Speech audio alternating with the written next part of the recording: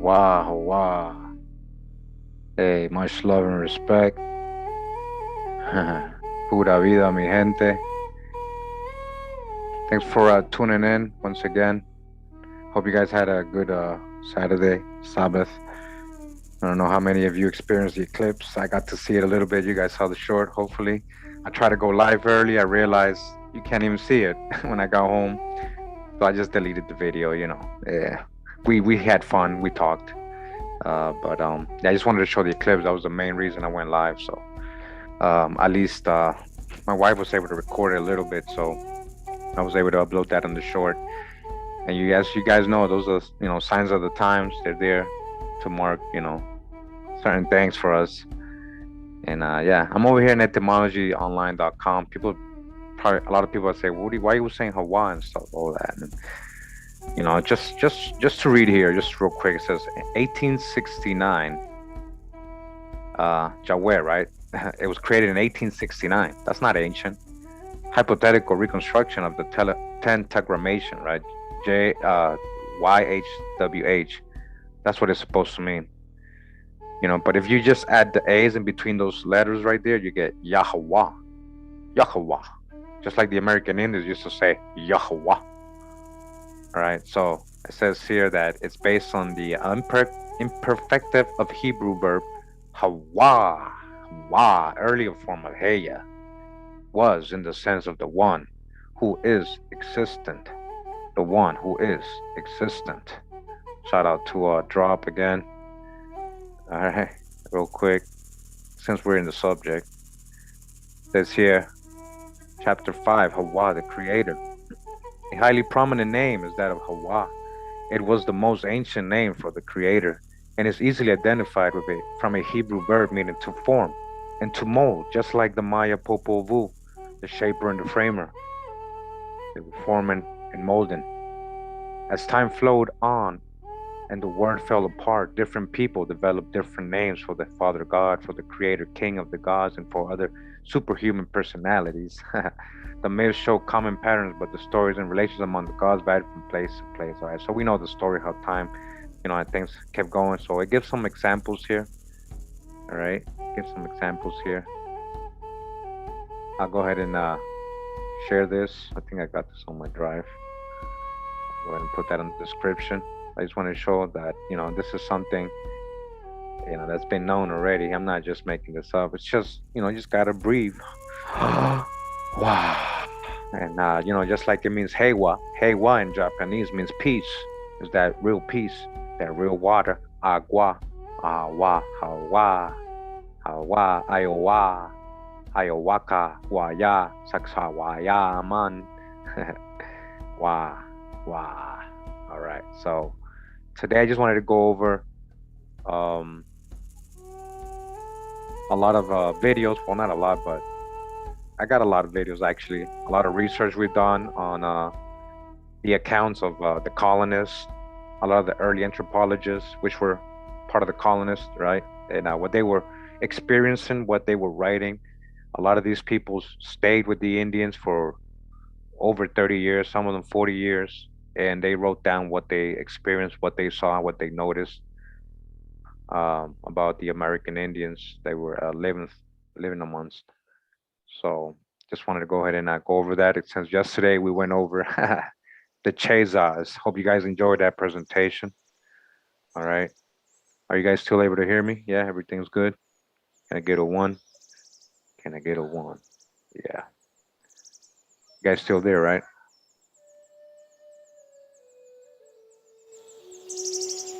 Guys still there? Okay.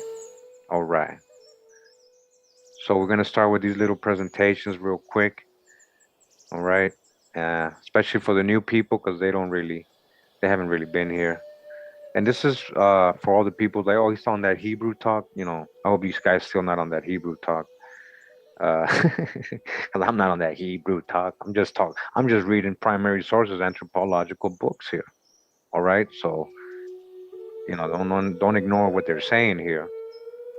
You know, there's a reason for everything, and America being the true old world, it includes, yeah, all these stories about the Bible and all that. What do you think they were talking about? That is the true old world. So I also want to say, you know, not saying that everybody that was here is a lost tribe, so-called lost tribe, or so-called Hebrew. Many nations were here, all right? But we're gonna today talk about the lost, what they noticed, right? The lost tribes, huh? Losing a lost tribe. You are the book, all right? Shout out to Visa Breeze, some of these beats. So we're gonna get started real quick. Again, we're just gonna do like a little marathon. You know, I'll do some commentary on the side here and there. Hope you guys enjoy.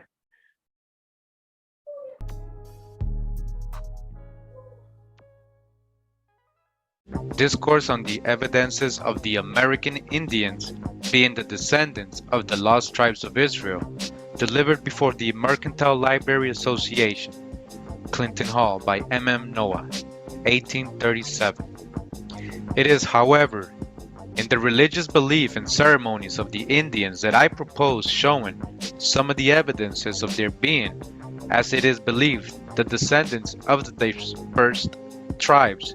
This opinion is founded, first, in their belief in one God, second, in the computation of time by their ceremonies of the new moon, third, in their division of the year in 4 seasons, answering to the Jewish festivals of the Feast of Flowers, the Day of Atonement, the Feast of the Tabernacle, and other religious holidays, fourth, in the erection of a temple after the manner of our temple, and having an ark of the covenant, and also the erection of altars.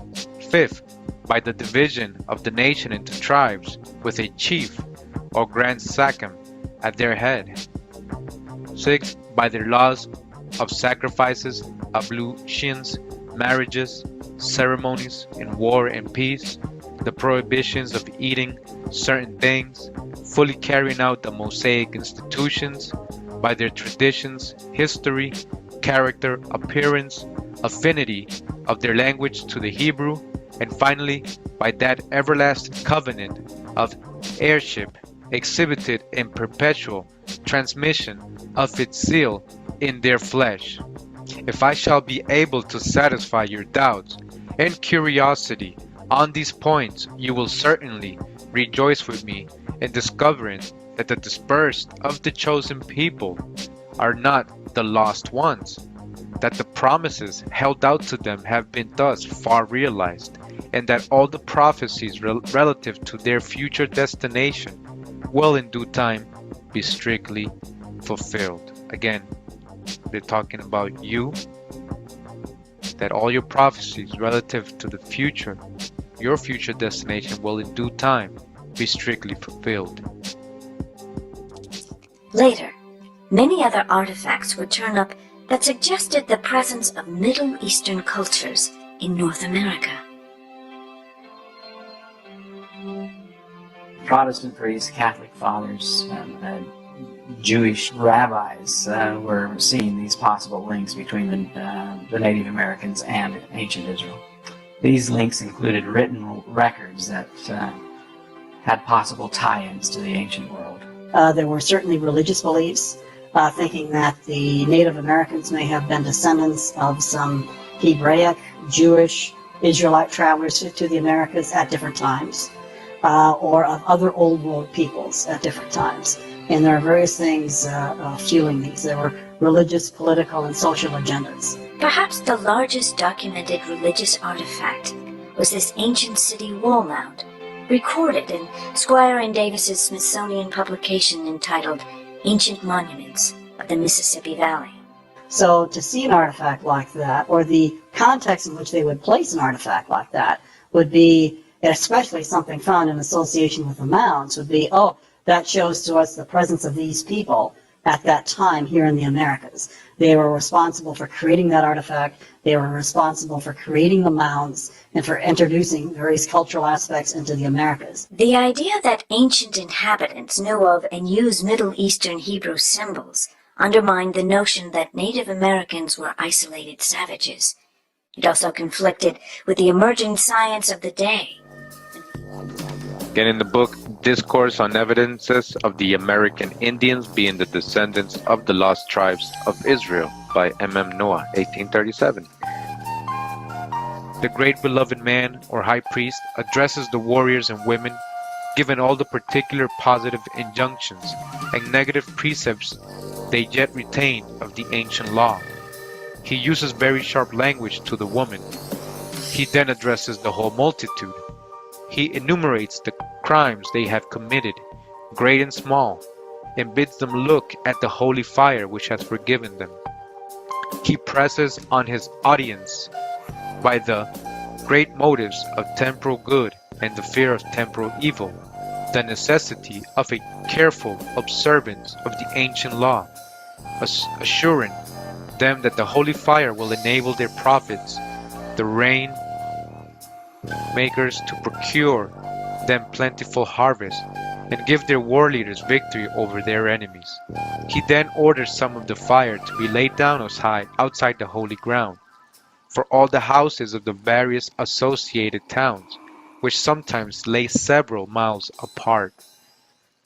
Mr. Bartram, who visited the Southern Indians in 1778, gives an account of the same feast, but in another nation. He says that the Feast of First Fruit is the principal festival. This seems to end the old and begin the new ecclesiastical year. It commences when their new crops are arrived to maturity. This is their most solemn celebration. With respect to the sacrifices, we have had none since the destruction of the temple.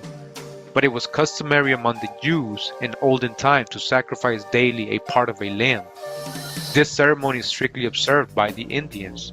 The hunter, when leaving his wigwam for the chase, puts up a prayer that the Great Spirit will aid his endeavors to procure food for his wife and children, and when he returns with the red deer, whatever may be cravings of hunger, he allows none to taste until he has cut a part of the flesh, which he throws in the fire as a sacrifice, accompanied with prayer.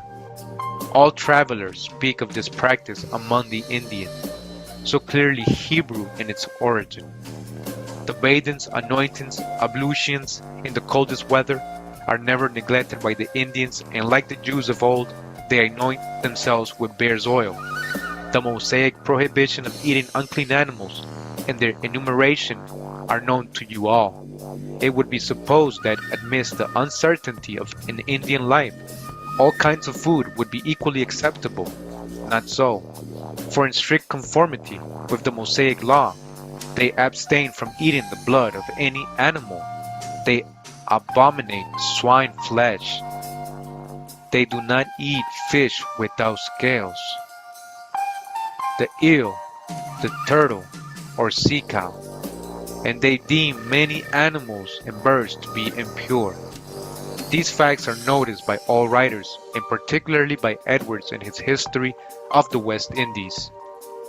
The latter able historian, in noticing the close analogy between religious rites of the Jews and the Indians, says that the striking conformity of the prejudices and customs of the Caribbean Indians to the practices of the Jews has not escaped the notice of such historians as Gamela, Duterte, and others.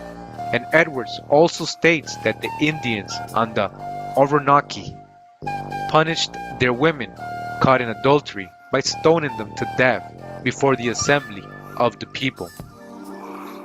This is one of the earliest maps that we found on the North. All right, all right. So yeah, like one of the things as King Couture is saying, pork, like pigs, like we know pigs today, they didn't exist here until the Europeans brought them. So, not saying, anything about that, but it wasn't here. It wasn't like people try to say it was a main dish of the American Indians, and it really wasn't.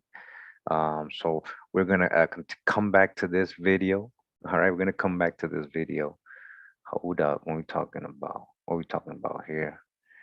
Let's go to see. We're gonna go, let me see, to Bancroft.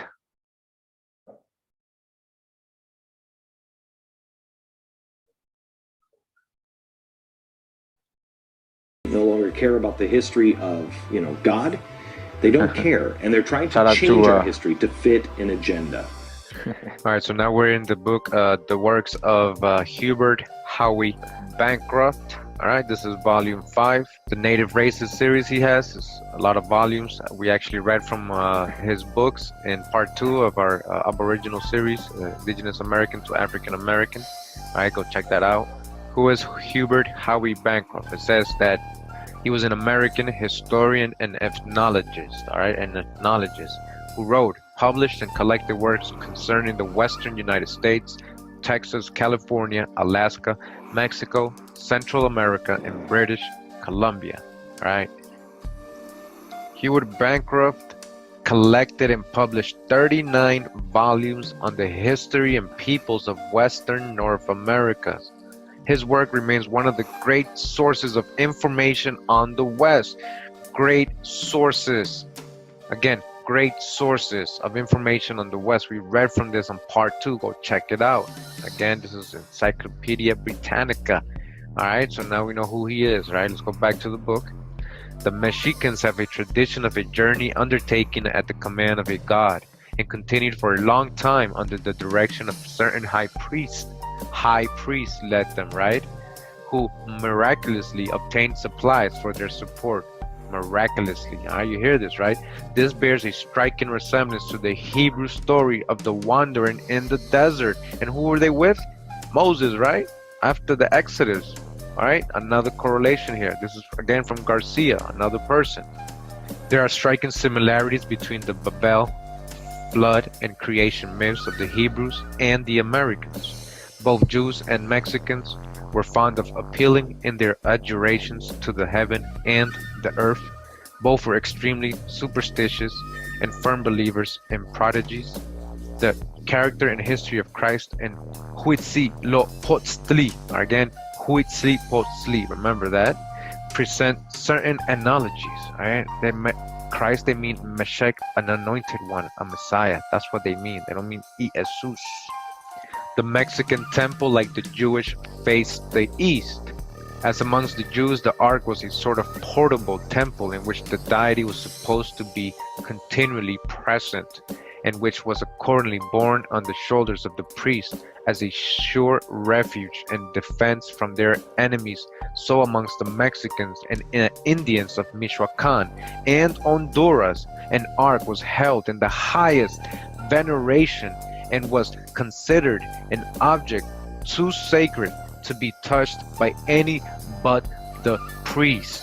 All right, the same religious reverence for the ark is stated by Adair, all right, to have existed among the Cherokee and other Indian tribes inhabiting the banks of the Mississippi, and his testimony is corroborated by the accounts of Spanish authors of the greatest veracity. The nature and use of the ark having been explained, it is needless to observe that its form might have been various, although scripture declares that the Hebrew ark was of the simplest construction.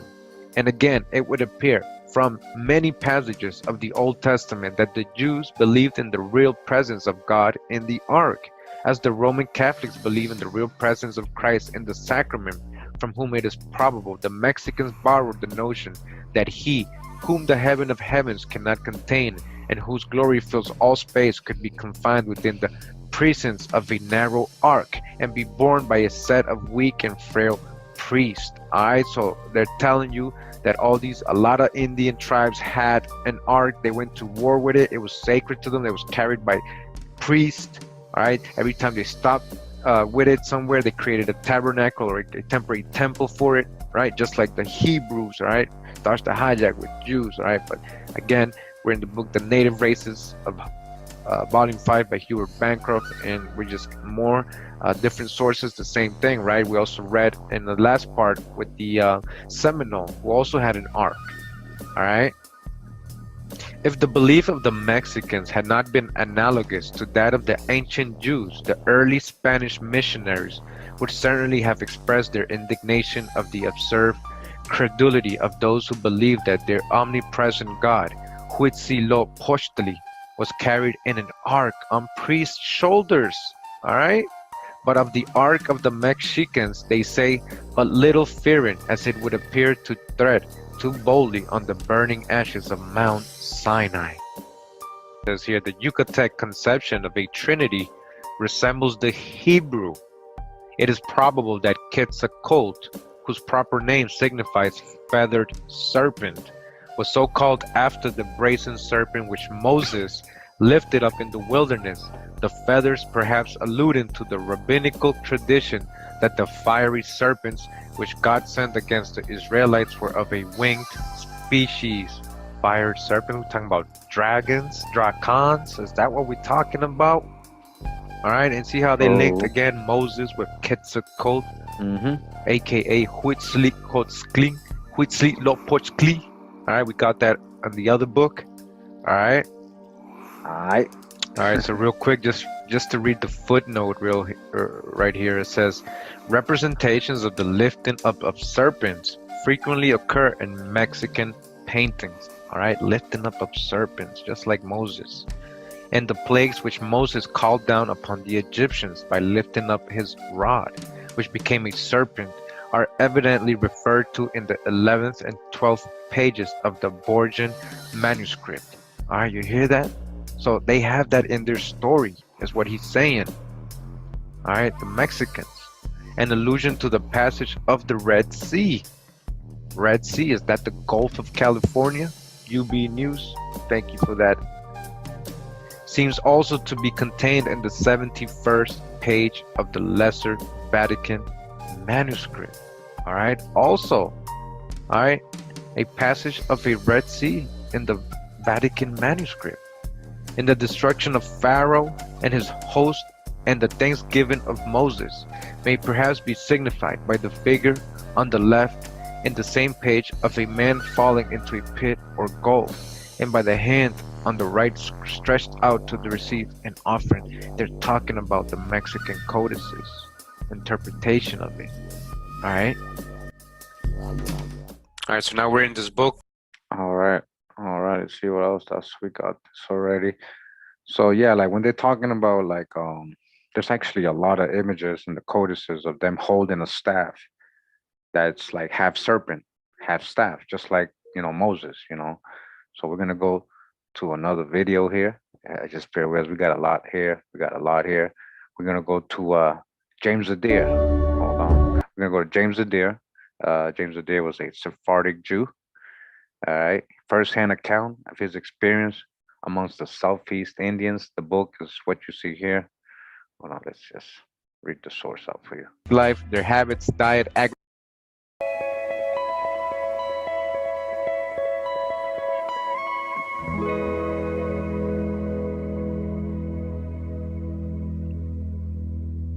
Alright, so now we're in this book. It's called The History of the American Indian.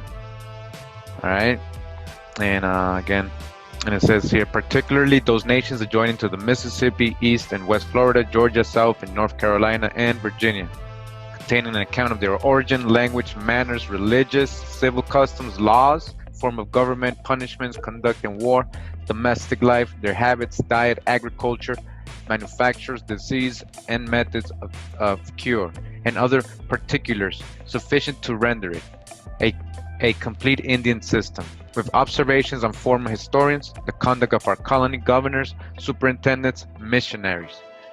All right, so this is written by James Adair, Esquire, a trader with the Indians and resident in their country for 40 years. All right, James Adair lived with them for 40 years. You think he didn't learn something from them or notice something from them? So let's see what he has to say. All right, so real quick before I continue with the... So yeah, definitely somebody to listen to. 40 years amongst the Indians, and he named all those states, right? So different types of tribes, not just one type of tribe he was with. But he noticed something, in his years with the Indians. Here I go on to read that, he's a Sephardic Jew. This is what we read over here. All right. But did we learn a little bit of James Adair? We're gonna definitely get thank you, Michael Brown, for the donation. Appreciate that.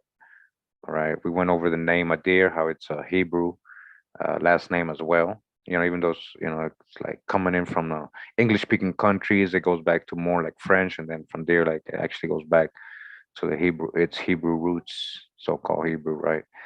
And that's what I'm showing right here. But let's get to some of the accounts. James Adair. There we go. Pyomingo. Again, European. Say, and he was living with the so-called Indians, right? The 40 years, he's like, whoa, how does he know? Because of his own ethnic recognition. He's a Hebrew, right? So-called Hebrew. He's a Sephardic Jew, right? They had made their way all the way to Ireland and Scotland. From there, they had come to America. We're about to get into this book, History of the American Indians.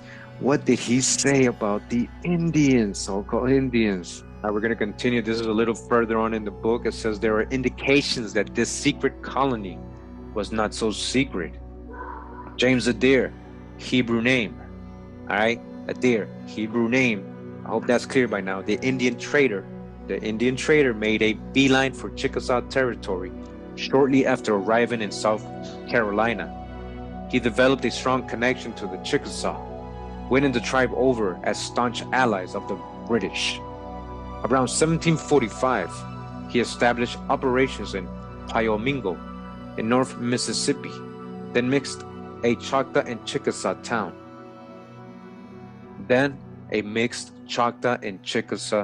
Right? Pyomingo in Mississippi. He later wrote, I have the pleasure of writing this, his famous book, History of the American Indians. Again, that's what we're about to read. By the side of a Chickasaw female. He wrote it with his Chickasaw girlfriend, right? As great princess as ever lived. All right, so again, this was a genealogical history, Jews and Muslims in British colonial America. This is real history, real facts. There's no disputing this. There's no debunking this. James Adairs are Sephardic Jewish Moorish people. All right, most likely these are people of color, proven to be from contemporary accounts and how Jews and Moors are described in the 1400s, 1500s, 1600s, 1700s, even further on than that in Spain and Portugal. All right, and for all those who say, oh, these Europeans were trying to make people Israelites, he just wrote what he saw. He's not just any, again, European, he's a Sephardic Jew. Again, he married one of them. His love might be their own family. All right, people are people. But let's continue. Called The History of the American Indian. All right, so this is written by James Adair Esquire, a trader with the Indians and resident in their country for 40 years. And James Adair began saying, it is a very difficult thing to divert ourselves, not to say other persons, of prejudices and favored opinions. All right, and I expect to be censored by some for opposing commonly received sentiments, or for meddling with a dispute agitated among the learned ever since the first discovery of America. But truth is my object, and I hope to offer some things which, if they do not fully solve the problem, may lead the way and enable others possessing stronger judgment. All right, he's talking about us researching and waking up, right? He's trying to lead the way. He's just trying to put down information and see where you can take it, where you go with it, all right? But do your own research, right? More learning and more leisure to accomplish it. As I before suggested, where we have not the light of history or records to guide us through the dark maze of antiquity, we must endeavor to find it out by probable arguments. And in such subjects of inquiry, where no material objections can be raised against probability, again, in the subjects of inquiry where no material objections can be raised. So if you don't got no proof or any facts to disprove what we're saying, against this probability, which is more fact, there's more correlation to what we're saying, right? More probability. It is strongly conclusive of the truth and nearly gives the thing sought for. So I want to add, not only, is he talking about I want to spread the truth and everything. He's like writing this book as an anthropologist. He married a Chickasaw woman. Like he this was common. The Sephardic Jews, Moors, a lot of these Black Irish, Black Scots, because he was coming from I believe Scotland or Ireland, but he had his ethnicity was something else, his heritage, and he lived a Muslim for 40 years. So it's not just him trying to make up. Like he's not just he heard it from somebody, and he that heard it from somebody that heard it from somebody. We're talking about primary source. You guys got to understand what primary source is. It was written in the 1700s. Okay. And now listen to this. This is where he continues. He says, from the most exact observations I could make in the long time I traded among the Indian Americans, I was forced to believe them lineally descended from the Israelites. Okay. All right. You understand? You hear what he's saying? He lived with them 40 years. So you think he's just making up things? All right. Columbus brought a Hebrew interpreter. Right. This is the true old world. We might have the Garden Eden, most likely we do. Wherever that vortex is, that energy point, that beginning, Utah, South America, North Pole, many different Edens, right? But where is it all pointing, right? Over here, Atlantis, right? So-called Atlantis. Now, James Adair is telling you, after 40 years of living with the Aborigines, he was forced to believe. He had to know. He knew them lineally descended from the Israelites, either while they were a maritime power or soon after the general captivity. The latter, however, is the most probable. This descent I shall endeavor to prove from their religious rites. All right, James Adair is going to prove it to you. How? Well, through their religious rites, civil and martial customs, their marriages, funeral ceremonies, manners, language, traditions, and a variety of particulars, which will at the same time make the reader thoroughly acquainted with nations, of which it may be said to this day very little have been known. They haven't told you anything yet. The history of the American Indian.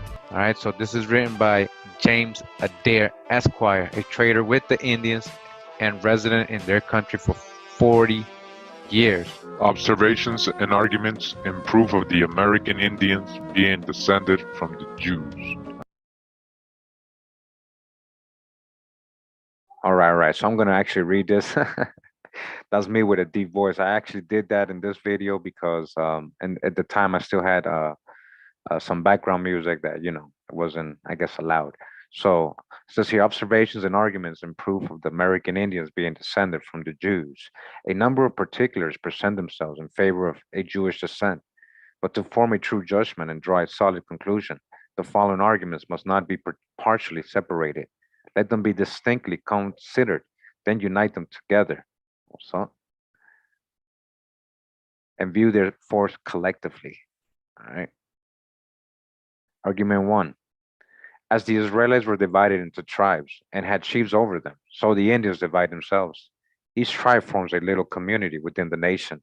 And as the nation has its particular symbol, so has each tribe the badge from which it is denominated. The Sakim of each tribe is a necessary party in conveyances and treaties, to which he affixes the mark of his tribe, as a corporation with us does their public seal. If we go from nation to nation among them, we shall not find one who does not lineally distinguish himself by his respective family. The genealogical names which they assume are derived either from the names of those animals whereof the cherubim are said in Revelation to be compounded, or from such creatures as are most familiar to them. All right, hold on. They have the families. Okay, hold on. Whoa, did I go too soon? Okay. Let me see if I still got the voice. All right, no falling angel dust. All right. Yeah, I didn't know I had the voice still on this video. This is an older video. Let's read right here, guys. So it says the ceremonies of the Indians and their religious worship are more after the Mosaic institution than of pagan imitation, which could not be if the majority of the old natives were of heathenic descent. For all bigots and enthusiasts will fight to death for the very shadow of their superstitious worship, when they have even lost all the substance. There yet remain so many marks as to enable us to trace the Hebrew extraction and rites through all the various nations of Indians, and we may with a great deal of probability conclude that if any heathens accompanied them to the American world or were settled in it before them, they became proselytes of justice. Proselytes? Didn't we just learn that yesterday with the Khazars? Proselytes? And their pagan rites and customs were swallowed up in the Jewish. And all right, so again, they're seen in reverse. They're talking about people coming over here. All right, people coming over here. All right, let's see how we go here. And enthusiasts will fight to death for the very shadow of their superstition. Many. He was a trader with the Indians. Here we go. And resident in their country for 40 years. All right, for 40 years. All right, written 1775. With the Cherokee, agua or ama signifies water. Again, agua. And amoy, a river. Not much unlike the Hebrew. Okay, they likewise term salt hawa. Hawa. All right, so before we continue, I just wanted to show you something. So I'm gonna show you a lot of words that we use today in English and Spanish that we think it's English and Spanish, but actually are Aboriginal words. All right, like this one, I learned that while I was reading this book. So I didn't know the Cherokee called water. Let's go back. They call water what? Agua, right? Agua. All right, so-called Cherokee, Well, in Spanish, we call water agua. But when we have a G-U-A, we always pronounce that like a W. Agua, agua, agua. Like agua, right? Let's see if you can... Agua.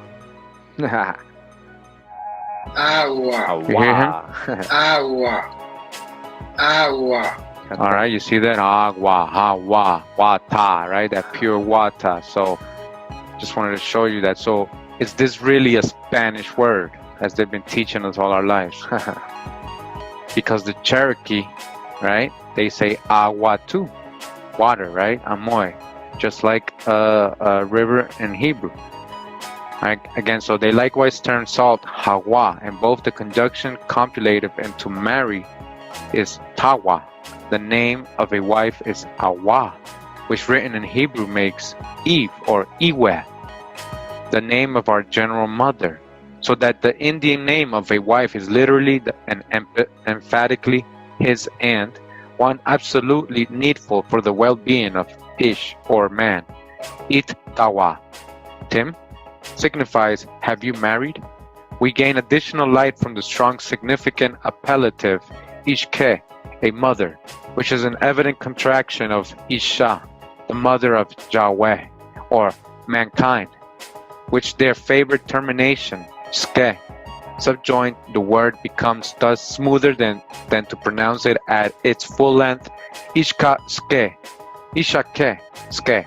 If we consider that the Hebrews pronounce Vav when a consonant as W, all right, that's very important what he just said there. As you'll see the letter, the B or the Vav, that was a W in Paleo Hebrew, more like a W sound is what he's saying. Wa instead of Ba, like, so they call what? Jehovah, and then it's Jehovah. But we already heard how the American natives, call Jehovah, just like it says down here, Jehovah, all right? So it's not Jehovah, right? Here is a very strong expressive gradation through those various words up to the divine necessary and who formed and connected every system of beings, or to the Hebrew divine original, Jehovah. There we go. They pay no religious worship to the divine necessary and who formed and connected every system of beings, or to the Hebrew divine original, Jehovah. There we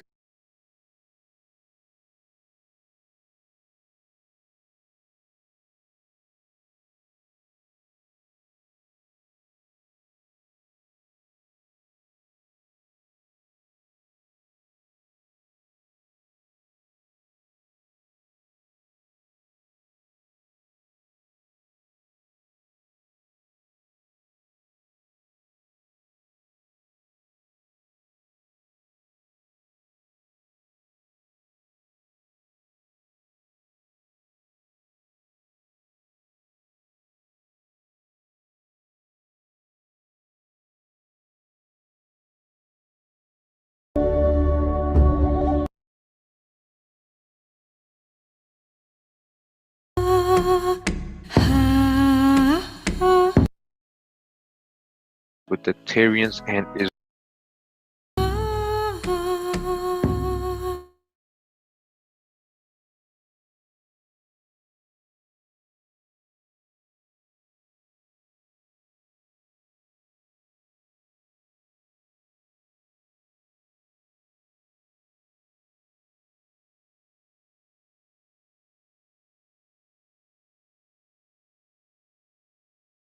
Can you hear me now? Yeah. Well, hopefully you can hear now. That I guess the internet is something's going on, but let's go. We're gonna go back. We're gonna go back to it there later. We're gonna go back to the other videos. Don't worry. All right, we're gonna get into this other book. It's called The History of Ancient America by George Jones, but that's not the full title. Let me just show you right here. Again, The History of Ancient America, anterior to the time of Columbus, proving the identity of the Aborigines with the Tyrians and Israelites. The Aborigines of America with Israelites. And the Introduction of Christianity into the Western Hemisphere by the Apostle St. Thomas by George Jones. All right, and we're going to go to chapter 2 of this book. It says the Northern Aborigines have a traditional knowledge of the deluge, all right, the flood, and the dove of peace, which to them under the name of the medicine or mystery bird is sacred from the arrow of the hunter. They have their Ark of Covenant, all right, so the Indians have an Ark of Covenant again, in which is deposited some mystery seen only by the priest of the tribe.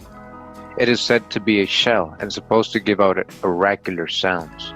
This is an analogy to the Book of the Laws placed in the Ark of Covenant by Moses, preceding his death on Mount Nebo, Utah.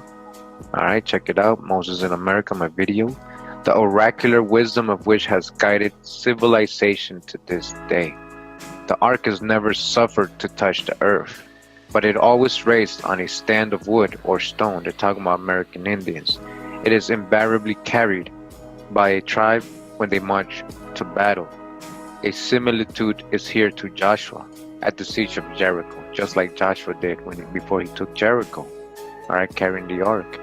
All right, so Joshua Quetzalcoatl, the feathered serpent. Is that who we're talking about? When it is in their peaceful encampment, it is surrounded by 12 stones, indicative of the original number of the tribes of their ancestors. All right, this is talking about American Indians. Remember, this is strictly in analogy with the 12 statues, probably rude blocks of stone, erected by Moses around the altar of the covenant to personify the 12 tribes of Israel. Joshua also, after the passage of the Jordan, erected 12 stones in his encampment at Gilgal, and the same number in the river at the place of the passage. They select their medicine men, example priests or prophets, from among a portion of the tribe, not warriors. Here is the custom of the Levites or descendants of Aaron, being in the sacred office of priesthood. For with the Israelites they were not to be taken from the ranks of the soldiery. All right, so you hear that? These Aborigines dwell in booths, as when brought out of the land of Egypt, for they are still wanderers. Leviticus 23. All right, make sure you guys can still hear me. What's going on here? You know, they're messing with the live, you know. So, what's up? You guys can hear me? They offer a flesh or burnt offering from the chase, which is first cast into the flames before even a starving family may eat. All right, again, we're talking about Indians here. They have their corn and harvest feast, also in one in observance of every new moon, another in festivity of the first fruits, and the great feast in direct analogy with the Hebrews, Passover. All right, we've dwelt on this before on past videos in this series. All right, you can see him saying the same thing. All right, the customs of the American Indians, even to the blood being stained upon the posts and lintels, and the mingling of the most bitter herbs. Then their fastings and purifications are practiced with the greatest severity.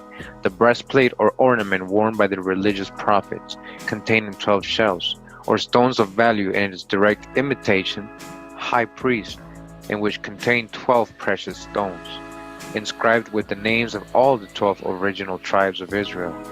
They have their cities of refuge, or huts of safety, where the most deadly foe dare not enter for his victim.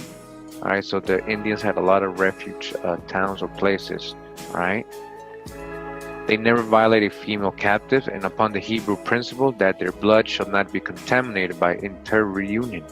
This has been strictly followed in all their wars with the Europeans. They also reject the savage practice of civilization upon the lofty principle of manly virtue. The medicine bag or pouch is carried by every member of the tribe. It is suspended to a bead belt which crosses the breast by passing over the left shoulder and hang on the right side. It contains, as they say and believe, preservatives to keep them from sickness or defeat. These are essentially the phylacteries referred to by the Savior and previously condemned by Moses, for the word phylactery is derived from the Greek tongue and denotes a preservative. And in the time of Moses they were worn by his people in great excess, and so by the northern native. Moses checked the excessive use of the preservatives and changed the custom, for by his command the priesthood alone wore the phylactery, which was alas a frontlet of parchment for the forehead, upon which was written an extract from the laws, that those that run might read. Then the absence of all idols or symbolical devices, and the worship of one God. Example, the Great Spirit. Alright, so we're not talking about religions, we're not talking about anything to do with gold worshiping or Abrahamic religions, as you call it. We're just talking about that you're the book. Alright, no idol worship, just like the Israelites. One God is the Great Spirit. It's the same thing. Wakan Tanka, Wakang Tanka Hawa, Jahwa. Alright, they're never pronouncing the name Jehovah, but in syllables, and those separated by long ceremonies, thus truly fulfilling the Hebrew law. Thou shalt not take the name of the Lord thy God in vain. The name with them sounds as if written Je-ho-va, and it's not that, because we know already from the past videos, right? It's a wa. They had the Jehovah, Jehovah, Jehovah. You can hear it in their music, in their chants, Jehovah. The Lakota, right? Jehovah. We read that already. Alright, so again, syllables Jehovah, and is only pronounced by the Aaron of the tribe. In their hymns of rejoicing, the word hallelujah is distinctly uttered. Alright, they say hallelujah, hallelujah, hey, hallelujah, Hawa, Jehovah. It's to the foregone analogies is to be added the more like halal hawa, halal hawa. General and firm belief in the immortality of the soul. But beyond all this proof of their origin is the practice of the great covenant between the Almighty Father and the patriarch Abraham, circumcision. And it does not exist as in parts of Egypt and the Asiatic nations for the purpose of supposed health, in which belief it was practiced in ancient Egypt by both sexes, but as a religious custom handed down from time immemorial, alright, the Indians. The custom now is not general, but it does exist, and we must be understood as referring back at least 200 years in our review to the period of the Pilgrim Fathers, when the northern aborigines numbered 15 millions. The pilgrims got there. Now they scarcely number 2.5. All the customs, however, noticed are practiced at the present period by the uncontrolled aboriginal, the uncontrolled rebels. If all other evidences were not received, that of circumcision as a religious ceremony must be viewed by the most skeptical as direct proof of identity between the northern aborigines and the ancient Hebrews. The customs we have written is not general. It is only found in the more settled tribes. This even supports our belief, for in this very fact is traced again the precedent ordained by Moses. For circumcision was discontinued by the great lawgiver for 40 years during his journeying with his followers through the wilderness. The custom was reestablished by Joshua. May not this innovation by Moses in the covenant custom be imitated by these descendants? Are they not still wanderers in the wilderness in the western, as their ancestors were in the eastern hemisphere? The affirmative has existed for ages, and even now continues. They have not yet returned to Jerusalem. You have not returned to Jerusalem. One fact is of great importance in proof of their great antiquity. They have no knowledge or tradition in the north of the life or crucifixion of Christ, but yet they have a knowledge of the deluge, and actually practice the laws of Moses. So you came here with your foreign language, with your gods of stone and wood, all right, Deuteronomy 28, and you will worship them. And you know what did Yahwachi tell us? The original deliverer who delivered the Israelites to Jerusalem. All right, what did he say? Be brave and don't mention the name of their gods. Don't worship them. Don't bow down to them. All right, and he said, follow the laws. All right, again, and actually they practice the laws of Moses, the Indians. Again, we must repeat that we are writing of these aborigines. Again, we are writing of these aborigines as they were at the time of European colonization. How they found them. They found you, right? Copper-colored tribes of America. This is how they find you. All right, practicing the laws of Moses. All right. We are gonna go ahead and come back to this video. All right, because we gotta keep it moving. We got different videos here and a different perspective, just so we don't keep reading. But that was one book we were just reading. There's another one we're about to get into. Hold on, we're gonna get into this one right here. This one is called Columbus Was Late. So we're gonna go, let me see. All right here. We saw a lot of this already, guys. The Crespi collection. All right, here we go.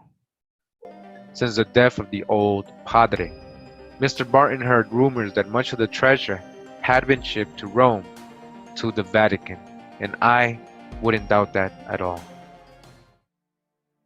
So we continue in this book right here called American Indian Myths and Mysteries by Vincent H. Gaddis. Continuing, it says, in 1885, Smithsonian Institution archaeologists opened an undisturbed burial mound along Bat Creek near London, Tennessee. All right, the Bat Creek stone. They found 9 human skeletons. Beneath one of the skulls was an inscribed stone. It was called a Cherokee tablet.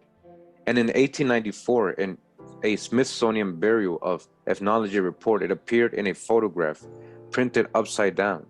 They did that on purpose so they wouldn't recognize it.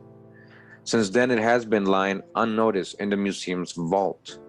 In 1970, Dr. Joseph Mahan, curator of the Columbus Museum of Arts and Crafts in Columbus, Georgia, noticed the picture during his search in an archaeological literature for inscriptions that might be of Old World origin. He directed Dr. Gordon's attention to it. The Bat Creek stone, as it is called, is a piece of slate-like ironstone measuring about 4.5 inches long and 2 inches wide. The inscription reads from right to left as, and those what it says right here, I can't read that, as in the order of our writing, okay? Gordon is not certain of the meaning of the first 2 Hebraic letters, but thinks the first may be a Said or S and the second a Kof or Q. But the last 5 letters can be translated definitely as for Judah. The L means for, and the WHWD stands for Jehud or Judah, all right? That's from the Bat Creek stone. It says for Judah. Did they find that again? Where they found that? Tennessee. But there was another stone that they found that they couldn't argue. This is the Bat Creek stone. It was found during the course of an official Smithsonian evacuation. The Smithsonian didn't understand the meaning of the writing on the stone. They thought it was Cherokee since it came from Cherokee country. They didn't realize that it's actually Hebrew. They had published this originally upside down. They threw it in a box at the bottom of the Smithsonian, put it in the basement. Many years later, a scholar took it out of the box, looked at it, and went, oh my gosh, it's upside down. It's Phoenician, ancient Hebrew. So what's going on here? What is that about? Where is that history? Neither I nor anyone else, says Gordon, can say it was possibly a forgery. It appears to be the first Mediterranean text found in the New World in its original site with the original objects connected with it. Do you understand what they're letting you know? I've already gone over this before.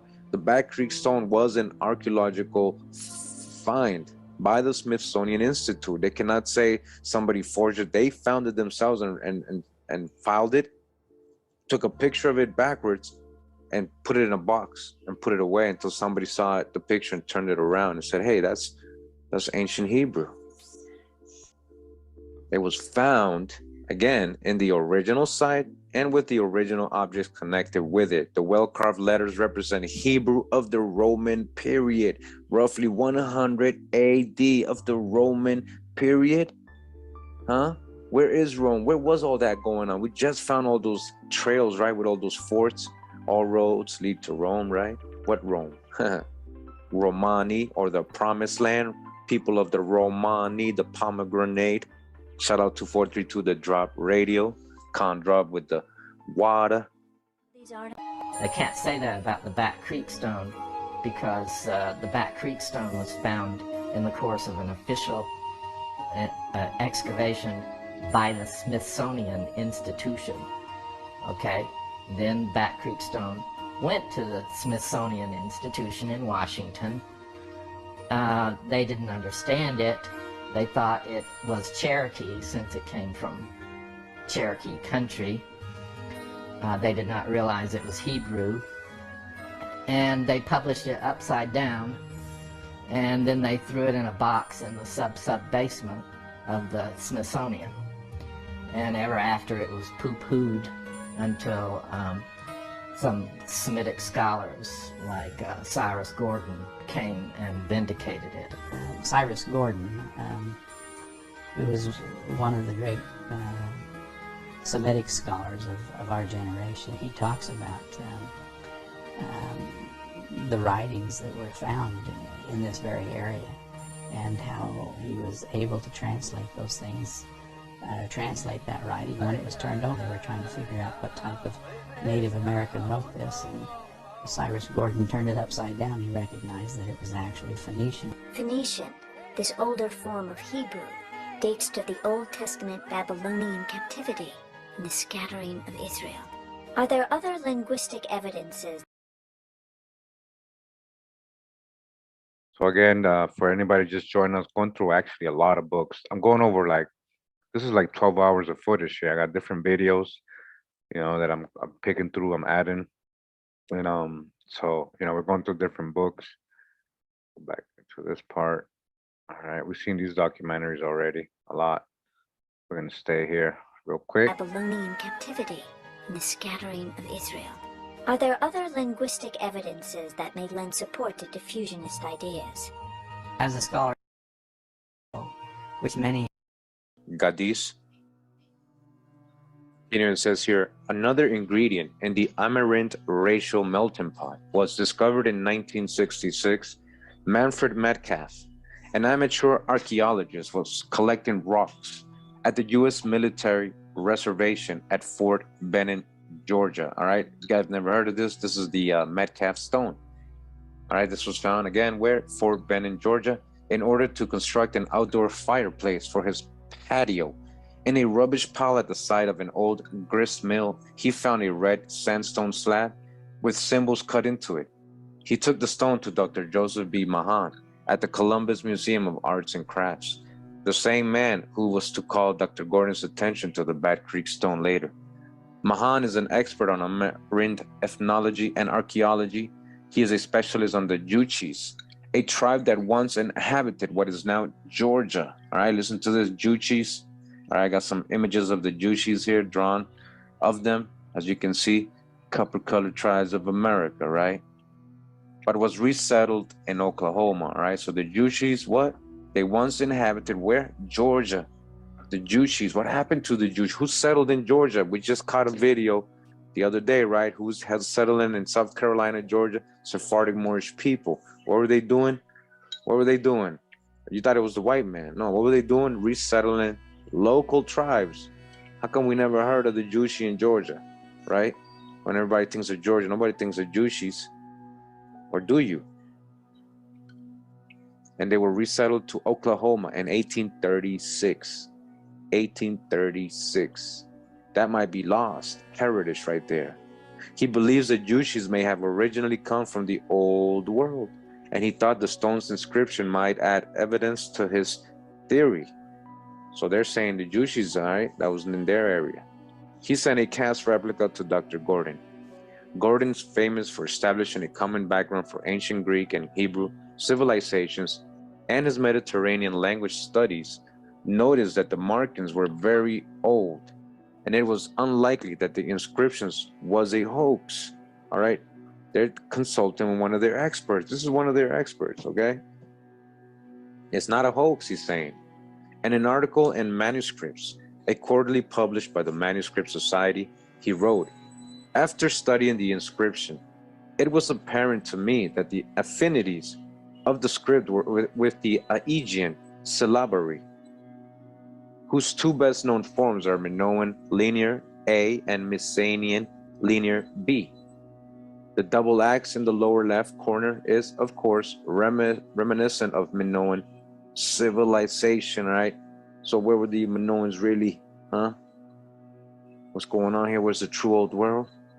He concluded, "We therefore have American inscriptional contacts with the Aegean of the Bronze Age, near the southwest and north shores of the Gulf of Mexico. This can hardly be accidental. Ancient Aegean writing near three different sectors of the Gulf reflect Bronze Age transatlantic communication between the Mediterranean and the New World around the middle of the second millennium BC. All right, this is what they were concluding, but they never taught us all this stuff, right? They were saying here in America where the Juchi were living, okay, these artifacts they're finding, we got to dodge the hijack, all right? So it says, Juchi tradition is that their ancestors came from the east in boats after a natural catastrophe. Their new homeland was to the south, probably Central and Northern South America, and they lived there for a long time before migrating north, perhaps across the Gulf of Mexico. A chief interviewed by Mahan said his tribe came to the southeastern United States about 1,000 years before the appearance of the explorer De Soto, right? So according to one of the Jewish chiefs, right? So it says European settlers drove them out of Georgia, not white people, European settlers. These were mostly Sephardic Moorish people in Georgia. Let's not forget. Got to tell the story how it really happened. This ain't personal. Okay, so they're Dutch to hijack because not all Europeans are white. That's what they're insinuating when they're saying they're putting white settlers here. Again, European settlers drove them out of Georgia. Who? The Juchi, so-called Negro people or copper-colored tribes of America. Today, about 1,700 Juchis live in Oklahoma, where they maintain their traditional ways and their ancient religion, huh? Is it all the original people? It is their agricultural festival. That is so amazing, for it is described in detail in the Bible. What? Hold up. Their agricultural festival, right? Like we were talking about in past videos about giving thanks, the Feast of Harvest, that they actually mentioned also in the Old Testament. This is what they're saying here. It is their agricultural festival. That is so amazing, for it is described in detail in the Bible. In the 23rd chapter of Leviticus, Mahan points out that there are far too many resemblances for this to be accident or sheer coincidence. This is the Feast of Booths, Tabernacles of Sukkot, all right? Listen, there are too many resemblances for this to be accident or sheer coincidence. Who's the real, where's the true old world? You are the book. That's what I've been trying to show you. This is the Feast of Booths, Tabernacles of Sukkot, which includes one, an 80-day festival. Which includes one, an 8-day festival that starts on the 15th day or full moon of the Holy Harvest month, living in booths throughout the festival. 4, at the religious center for the tribe, and 5, maintaining the sacred fire. The first 3 of these same observances are carried on by some Jews to this very day, by some, not all, but they're still doing it here. They are the source. The Jews make a pilgrimage to their religious center on the 15th day of their harvest month. During the 8th day festival, they live in booths that have open spaces in the roofs and are covered with foliage and tree branches. There's a sacred area in which a fire is kept burning, and they celebrate by walking around the fire in a circle. 2 large decorated branches are carried by 2 men during the circling walk, and other men during other parts of the observance shake similar branches. During identical time periods, Jews today who celebrate this festival dwell in booths open to the sky, but covered with fruits, vegetables, and foliage. They take circular walks or circumambulations, and plants tied together into a staff are used for ceremonial shaking.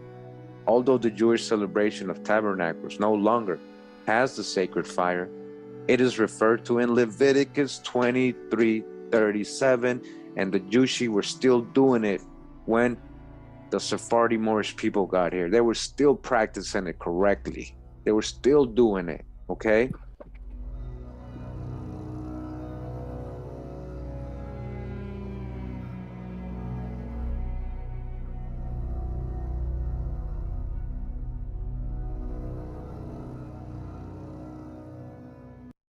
All right, we're gonna go to another video here.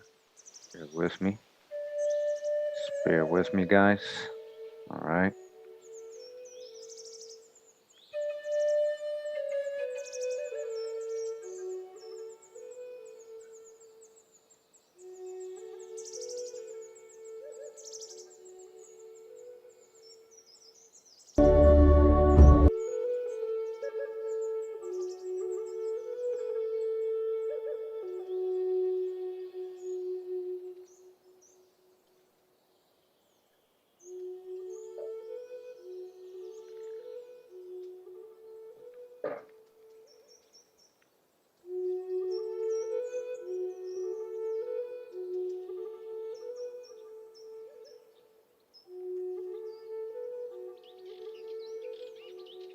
All the way to Utah. Bits of history suggest Utah's location on the mythic Aslan. This is from the Salt Lake Tribune, November 17th, 2002, Tim Sullivan.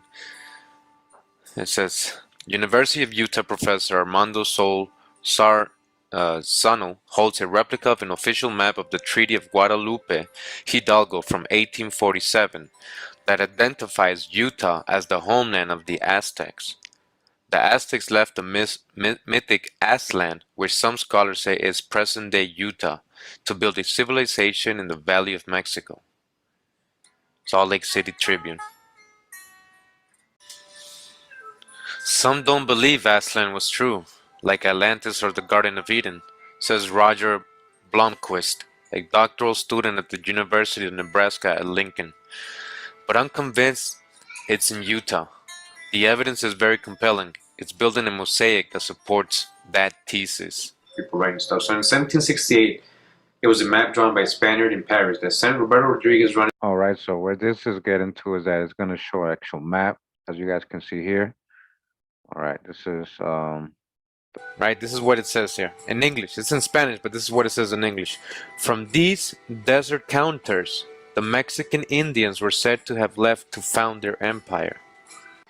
That's in Utah. All right, so you see, this ain't no myth. I mean, they're recording these things. I'm going to show you another map right now, doing the same thing. Look at this. All right, so this is the other map I'm talking about. It's called the Disternals map, 1847, published by J. Disternal, 102 Broadway, New York.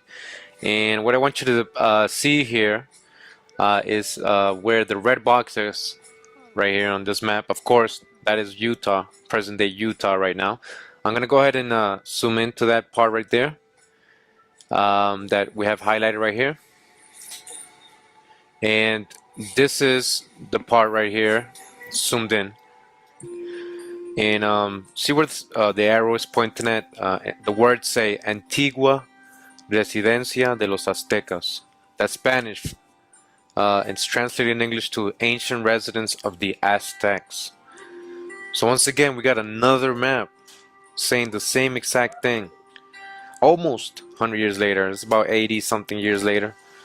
You can do the math if you like. And it's corroborating, right? And we've already been reading different articles about Utah possible place, right? So again, so they're talking about, you know, the ancient Mexica, not the actual Aztecs. There is a older group known as the Mexica. There is another group as the Aztecas that came much later. The Mexicas migration story, that's why I have here from Diego Duran. I'm gonna actually get something from Duran too. We're gonna read what he thought about the Indians, but he says, you know, when he translated the codices and he talked to the people, that they followed their priest king Mesitlin, where they get their name from, right? Meshi. The entire tribe took this name, just as the Romans took their name, Romulus, the founder of Rome. The Aztecs now have another because of the Tenochtitlan. All right, so it says the Aztecs left the 7 caves in order to seek the promised land. So their whole story of the Mexica peoples leaving and seeking for a promised land, a lot of it matches the stories of the Israelites, you know, in their migration, their exodus. All right. Let me just get to a part right here. 1 second. All right. Hey, thanks for tuning in.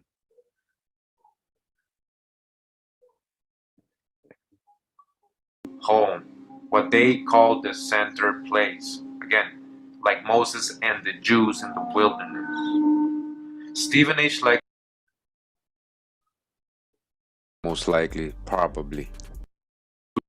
Sorry, guys. The homes of generations of their ancestors. Effectively, refugees, at least some groups, possibly entire village populations, may have wandered in the desert like Moses and the Jews in the wilderness, searching for a new home. What they call the center place. Again, like Moses and the Jews in the wilderness. So the whole story about the Puebloans, as I'm showing here, this is a very old video. Like part 2 of my Hebrew series. There's the Puebloans, you know, they just like seemed like they were on the move, these Puebloans. And you can kind of see the migration of people coming from somewhere else north and going down into Mexico. Like these Pueblos are just like temporary locations, you know, and you know they match, like they're saying here, the flight of the what they're saying, the Jews, the flight of the Anasazi, so-called Anasazi. All right. Stephen H. likes to suggest that the migrations were long and convoluted. Okay, you hear that? They didn't just happen like that. So just like Moses and them for 40 years wandered after they were 400 years. You know, we're talking about, says here in some sources, the migration god of the Mexica is said to have been Mesitli or Meshi, who gave his name to the Mexica. Other sources claim that Meshi was their tribal leader rather than a deity. But Huitzin or Huitzoploti is the name given this original chief in other sources. So the whole thing about Huitzilopochtli is like, you know, they were carrying an ark. They said he's a deity. They consulted him only and everything. Again, the natural. So this is a book, The Natural Moral History of the Indies by Father Joseph de Costa. His whole reasoning of them being having these Hebrew or Israelite traditions because the devil came over here and taught it to them. That was their whole reasoning. A lot of these Spaniards. Moral History of the Indies of America by Father Joseph de Acosta. This is reprinted from the English translated edition of Edward Grimstone in 1604. Alright, so in 1604 this was translated from the original Spanish. Alright, again, I have the original Spanish book written by Acosta. Fray Joseph de Acosta, Historia Natural y Moral de las Indias, publicada in Seville in the year what? 1590, from 1590. This is written in 1590. So who was Jose de Acosta? Jose de Acosta, born in 1539, Medina del Campo, Spain, and died in February 15th of 1600, Salamanca. He was a Jesuit, theologian and missionary to the New World, known chiefly for his Historia Natural y Moral de las Indias from 1590, the natural moral histories of the Indies, the earliest survey of the New World in its relation to the Old. In its relation to the Old World, he noticed a lot of similarities. All right, let's see if we can get a little more ahead. Period of he served as hold on, just so we get to the book. Thanks for tuning in. I didn't know that I had got cutting off. You know, they're messing with the feed. My fault.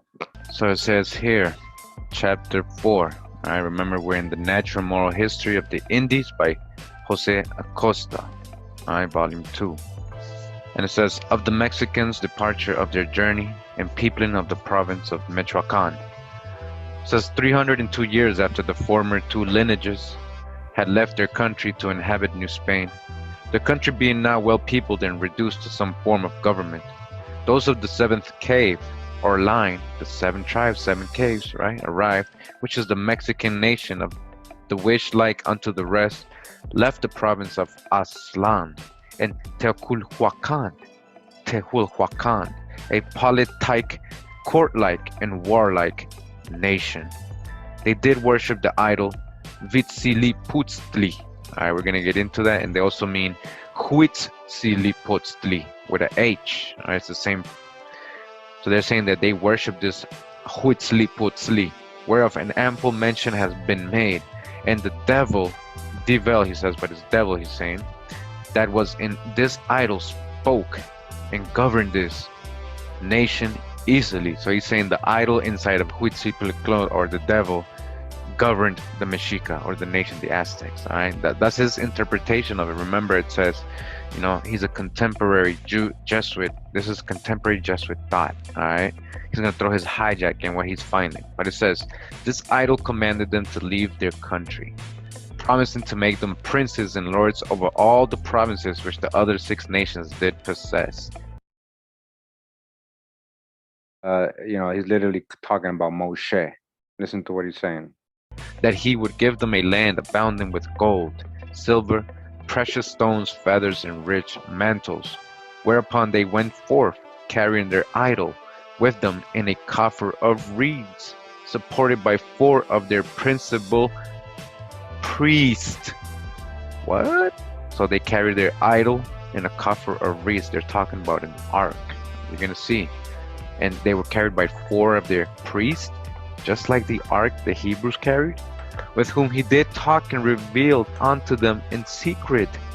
So there was some kind of supernatural power with this ark, and something was talking to them, right?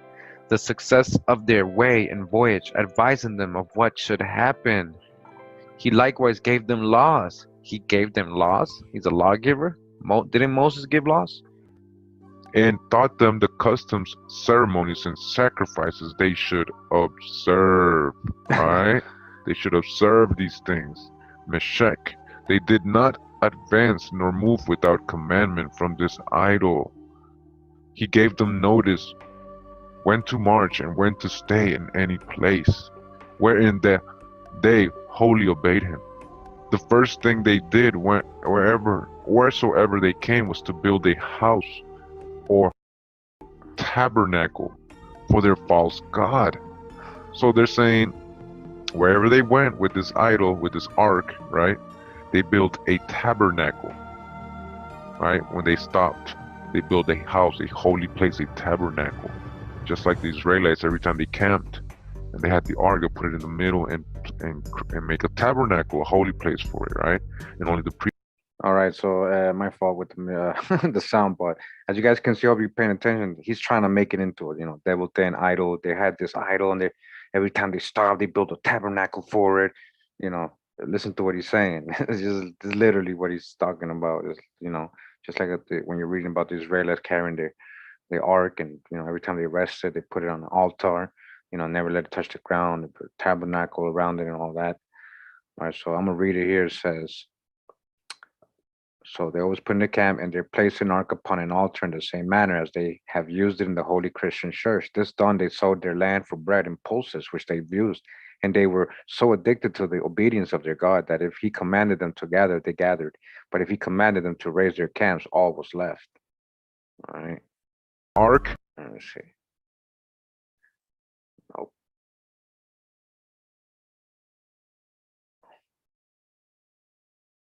And only the priest can go in. Hold on, guys. So it says, here for nourishment of the aged, sick, and there for the nourishment of the aged, sick, and wearing, which they left purposely from place to place, that they might people it, pretending by this means that all the land should remain inhabited by their nation.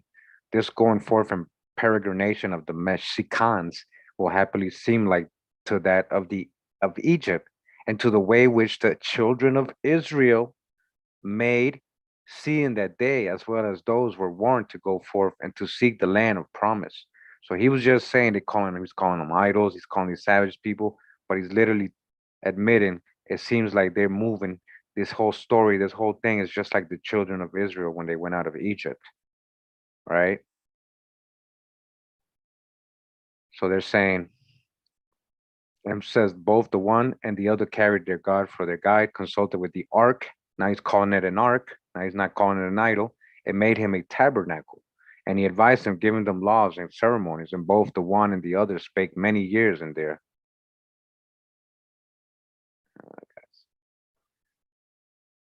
Voyage to their promised land. All right, to their promised land, where we observe the resemblance of many other things, as the histories of the Mexicans do report, and the Holy Scriptures testify of the Israelites, just like the Israelites in the Bible. And without doubt, it is a true thing that the devil, right, the prince of pride, has labored by the superstition of this nation to counterfeit it, right? So he's saying the only reason they know all these Israelite ceremonies because the devil taught it to them. This was what the hijack the Jesuits were adding when they were finding they couldn't admit that these people were more holy than they were, you know. All right, we're gonna go to another video. We're gonna go all the way to New England, up into Massachusetts. All right. Yeah, this is a good little interview here. Hold on, guys. Let's get right here.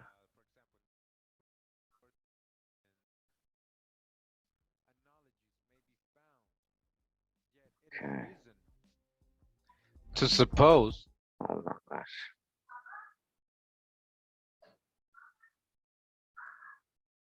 We're talking about New England up there in, Massachusetts, Connecticut, Rhode Island, Vermont, New Hampshire, all that area up there, right? New England. All right, so just wanted to go to this page real quick. So this part of the book, they're talking about a place called Nahum Keek, or Nahum Keek. All right, of which place I have somewhere met with an odd observation that the name of it was rather Hebrew than Indian. For Nahum signifies comfort, and Cake signifies haven. In our English, not only found it an haven of comfort, but happened also to put an Hebrew name upon it, for they called it Salem, for the peace which they had and hoped in it, and so it is called unto this day.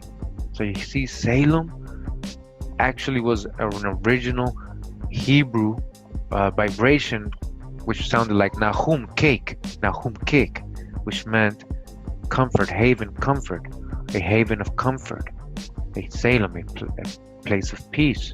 So literally, it meant the same thing in the original indigenous language, or a name, which we could be breaking down into Hebrew, and it means Salem, the same thing, haven or comfort, a peaceful place, a refuge place, a Salem, a peaceful. All right, and remember, this area is Algonquin languages. All right.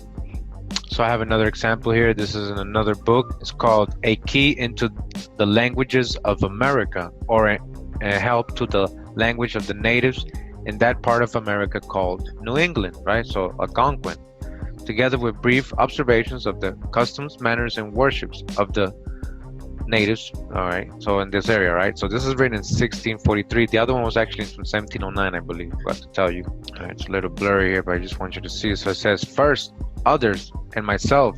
So he goes through a lot of points. So right away in this book, his first point of what he wants to say about these Indians he's encountering, these Algonquin-speaking Indians, right? Says the first, others, and I and myself have conceived some of their words to hold affinities with the Hebrew. Secondly, they constantly anoint their heads as the Jews did. All right. Thirdly, they give dowries for their wives as the Jews did. All right. So this is just another example. This is from an original writing in 1643. All right. Yeah, so I wanted to go over this great video. I saw it a long time ago. I've been wanting to share it. You know, thought it was really cool. It's pretty cool interview here. You know, the brother, he gets stopped by the, Israelite Hebrew camp brothers, and he sees his tribe there, but he actually drops some knowledge on them. He corrects them because it was wrong, the info they were providing. And you got to be humble. You got to know when. You got to keep researching. You got to keep learning. It's not an out of Africa theory. We don't deal with theories. We're talking about true old world. And this brother in the pink, he knows his heritage on a deeper level than a lot of these brothers. But he came with a lot of respect. So we're gonna see. Allah, let's go. Okay, so this is just another. Them are, Pan-Africans. Y'all got any questions? No, I'm just checking this all out. Just checking out. What's up, man? What's your nationality, bro?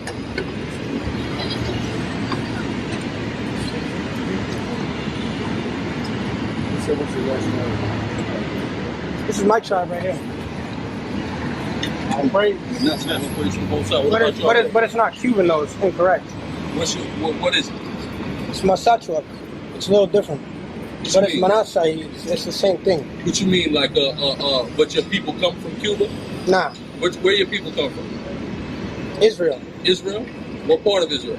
Israel that's here. Manasseh. Okay, but what do they call your people on this side of the earth? Massachusetts. That's a native tribe? Yeah. All right. So let me explain. The brother's walking by. He sees the billboard, the Hebrew Israelite brothers in the corner, showing the different tribes and where they're located in America. So he sees, his tribe, which is the Massachusetts or Manasseh or Massachusetts, as we're gonna see. And he actually corrects the brother. He says, "Hey, but we're not from Cuba, man." He's like, "So where you from, man?" He's like, "Massachusetts." He doesn't understand yet. He's like, "What is that, a tribe?" So he's gonna explain to him. And he let him know, "No, we're from Israel, right? What does he mean? We're from Jacob. Yeah, right? We're Israelites. Yeah, Israel is not a place; it's a lineage, it's a family. Okay, Jacob, right? The descendants of Jacob, right? So listen to the brother. All right, this is from the horse's mouth, so you guys can see what he's gonna tell him. Massachusetts State named themselves after our tribe. Massachusetts. Oh, okay. I'm with you. But this is how the tribe is pronounced. Okay, so Algonquin language is the same as Israel language, the same as Hebrew language. Yes, sir. My language is very similar to this. Okay. So y'all. It's interesting. All right. So what did we just read in this book right before we got to this video, right? The brother just said that the Algonquin and the Hebrew is almost the same, it's basically the same. And he's telling you he's from Israel. He's the Manasseh, Massachusetts. Right, and this book told us, remember Salem and all this, Nahum Kik was kind of Hebrew, sounded very Hebrew. All right, it's correlating with what the brother is saying, so pay attention. Y'all down here from Boston now? Or yeah, from Maryland. Okay. Got it. Yeah, it was just interesting to see that. Yeah. It's cool. I saw it earlier. I was like, yo, that's crazy. It's got our tribe on it. Yeah, they only got 565 federally acknowledged. But there's thousands that are unacknowledged, and every single last one of you guys standing out here comes from one of those tribes too, that are unacknowledged by the feds, but acknowledged by the Creator. Which is but more what you're important, saying is, basically, you're acknowledging that we all go back absolutely to Israel. Absolutely. But everybody thinks Israel is somewhere else. That's also another problem. What are you saying? Are you saying Israel is in America? This is Israel. Why do you believe that this is Israel? I'll tell you why I know that. Okay. Because 10,000 years ago, they found an ancient rock from my tribe, okay? And it was very prehistoric. It was about 10,000 years old. And the language on there is the same language as the Hebrew language, right? But also, what's interesting about this rock is that the story is the story of the Jewish high holidays, but it's ours. And then they replicated the story of the Jewish high holidays off of our actual documentation on the rocks. The story's off the rock. You see? All right, you are the book. You see, that's the problem. See, people don't know Yasharallah's over here. Israel, Yasharallah, the promised land, well, he means the promised land is over here. Yasharallah's over here. All right, and he got the proof. He got a stone, right? He's saying they replicated his story. They turned it into the Bible. All right, that's his people's story. That's how he knows. How you gonna tell him? That's his people's story. All right, we're gonna get it one more time. Pay attention. All right, so very important again. Also, he's talking about an inscription. We've been learning a lot about inscriptions. You guys know all the different old world inscriptions, especially what they call them, Phoenician, Hebrew, all these Iberian, so-called Iberian, Semitic written languages found here, and that's what he's talking about. That's his people's. They bring the legends. They know, the ancestors did that. They still speak a similar language. They understand. He's not just making this up. All right. The brother, what he got to say. All right. Because everybody think it's over there in the Middle East, and it's not. I'm gonna let an Israelite tell you where it's at. Fair use. But everybody thinks Israel is somewhere else. That's also another problem. What are you saying? Are you saying Israel is in America? This is Israel. Why do you believe that this is Israel? I'll tell you why I know that. Okay. Because 10,000 years ago, they found an ancient rock from my tribe, okay? And it was very prehistoric. It was about 10,000 years old. And the language on there is the same language as the Hebrew language, right? But also, what's interesting about this rock is that the story is the story of the Jewish high holidays, but it's ours. And then they replicated the story of the Jewish high holidays off of our actual documentation on the rocks. The story's off the rock. Yeah, absolutely, man. What's your name, brother? Yeah, Chief Wampamikum Wampatuck, man. Real pleasure, man. Right. Yeah, real pleasure. From a chief to a chief, man. Yeah. It's good to meet you. Man. Pleasure, What's your name, King? Pleasure, pleasure. What's your name, brother? I'm Sergeant at Arms. Elder, how you feeling? He's our tribal chief justice. He runs our tribal court for our tribe. But it's all good, man. You guys keep building. Definitely, man. Beautiful. Glad to meet you, man. We had the stuff now to get the information. Keep building. So, definitely. So this is the book Manasseh ben Israel and His World. It says the rise and fall of the Jewish Indian theory. Okay, so according to the Puritans, because they were living there, it says besides the settler missionaries found matters in Massachusetts Bay Colony quite different than Meade had described. They found docile, friendly Indians, some of whom wanted to become Christians, according to them, right? I don't know if they would really want to become Christians. They established schools for them, and they tried to get the great John Comenius to use Harvard as the center of universal enlightenment for Indians and Europeans. They translated the scriptures for the Indians. It says, in the leading Jewish spokesman, Milford, Connecticut, has been lost. Here we go again. The item. So here they're talking about items they're finding, these clothing materials that, supposedly only Israelites wear. They found these things in mounds and burials things. These are old Indian archaeological places. Let me see what we got here. All right. This book Remember going through old videos, and you know, this ain't about debating, man. Like, No one in the area could be people talking about debating. They're still entertainers. found who was Jewish or who knew Hebrew. Fine. Real investigation. I'm sorry. Let me get to this. 100 a.m. Oh, this thing going. Like everything else that doesn't fit into history. All right, so I'm in this book now. It's called Publications of the American Jewish Historical Society, number 11. And we're going to go to page 75 of this book. And it says here, The Jews of New England, other than Rhode Island, prior to 1800, by Leon Hunter, A.M. It says, the Puritan Revolution in New England had awakened a keen interest in the Jewish race, and this interest was powerfully reflected in early New England history. It is in Massachusetts that this tendency was most strongly exhibited. In Massachusetts. Hebrew was carefully taught at Harvard College, and the restoration of the Jews was one of the most popular topics. The restoration of the Jews, all right? In 1649, Eliot, the missionary, announced that the Indians were of Hebrew origin. Whoa, what? Yep. John Eliot, right? He also translated one of the first Bibles into the Algonquin language. Actually, the first Bible in the U.S. Are we talking about the New Testament? You know, actually, they did it. The first written New Testament in America was in Algonquin. All right. Do you guys know where I got Jesus from? Do you remember, right? That's Algonquin Ojibwa language. Jesus. Is it a coincidence? You guys think that's a coincidence? The first New Testament Bible written in Algonquin? That's not a coincidence. That's what's in Algonquin. It was communicates his purpose. All right, so let me see what else we got here. Okay.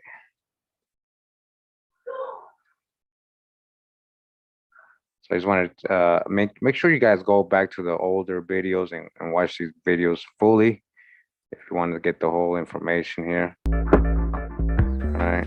Since delivering the present lecture, I have received a letter from Mr. Catlin, the celebrated painter, and we know who that is, right? From Aboriginal to American to African American videos. He was one of the actually wrote about the copper-colored natives, their hair styles.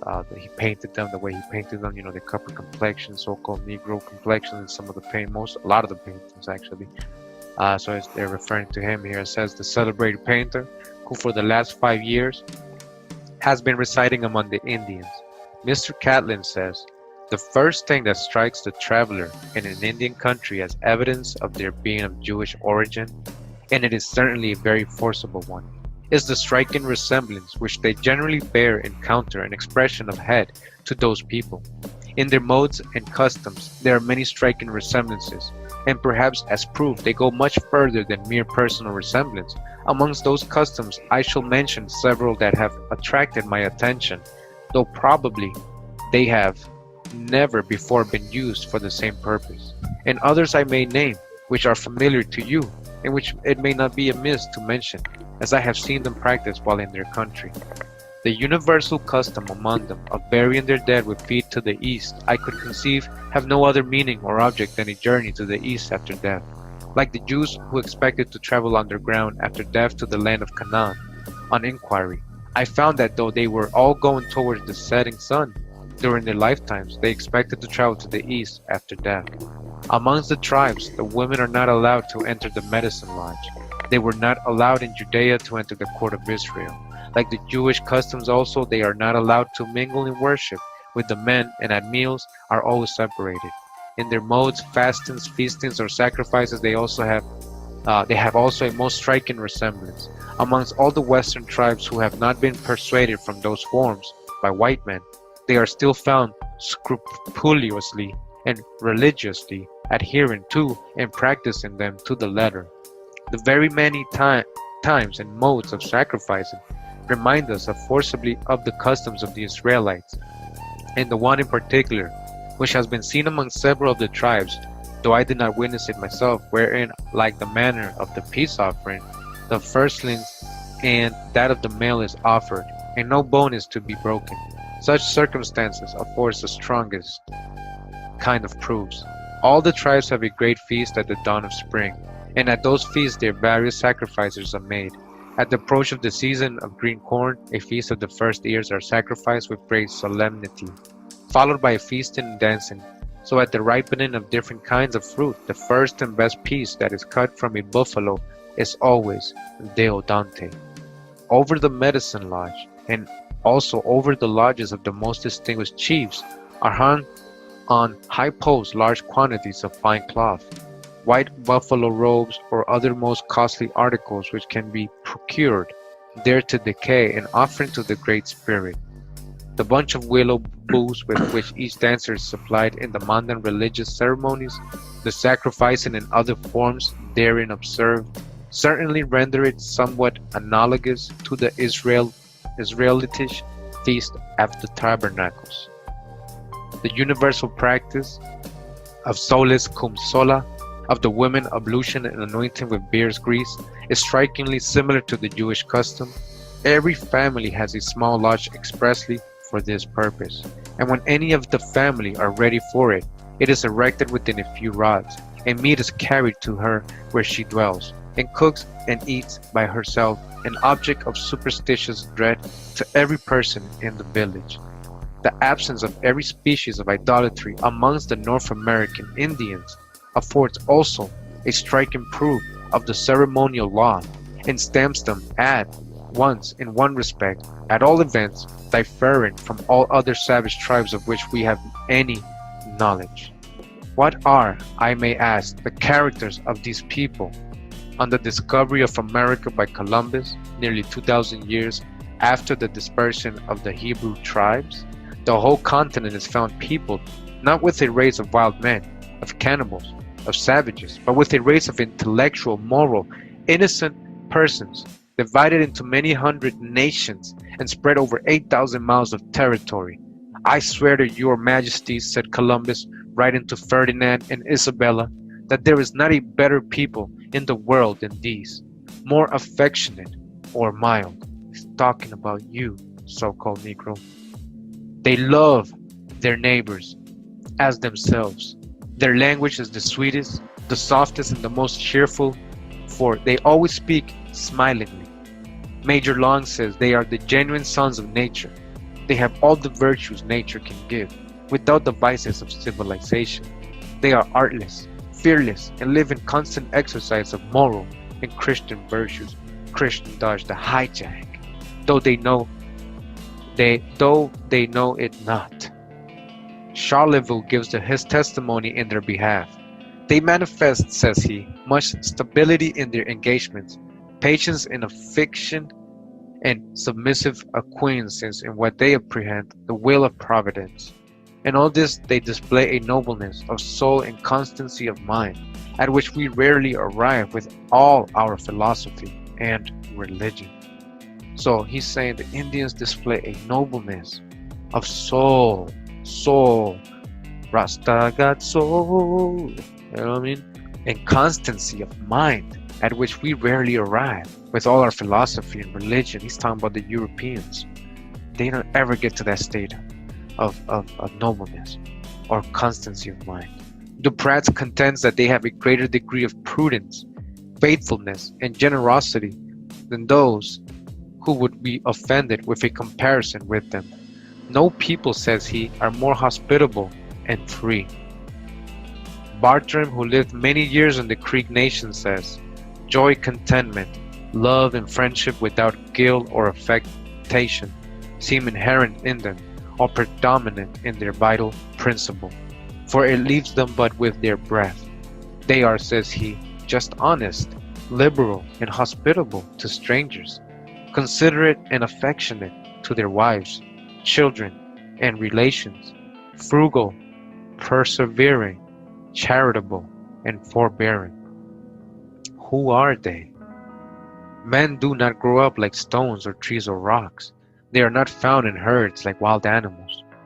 God, that made man in his own image, gave to the Indians an origin and parentage, like unto the rest of the great family of mankind.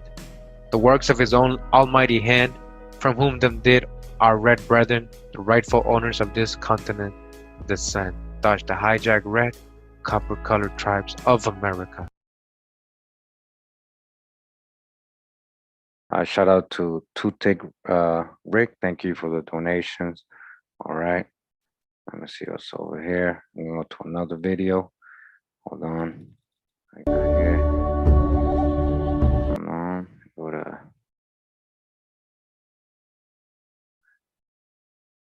Hope you guys enjoy. I'm just trying to skip through a lot of these videos. Again, this is like over 12 hours of footage, research. Make sure you go back. I have a whole playlist. I'll show you guys how to find it. ETAH. We're going to address that J though. Jatba and Jata. And according to Dr. John, Juta and Juta. Alright, so before we continue, just remind you, we're just talking about Utah, right? So look at this. So earlier we were talking about the Aztecs saying, "Hey, Aslan," and a lot of the old maps showing Aslan in Utah. Utah, we gone over it a lot. I got video on it. When you read Deuteronomy 34, you're gonna find all those locations in Utah. When Moses went up Mount Nebo, then Mount Pisgah, coming out of Moab, going to Jericho, Gilead, Manasseh, Ephraim, it's all there. The whole land of Judah. He saw the whole land of Judah from Mount Nebo, whole land of Utah. There's actually, if you guys didn't know, there is a town in biblical Israel, in the biblical story, called Utah. Utah. We went over this. So let's go over it again. Take away the J. What do you have? You have Utah.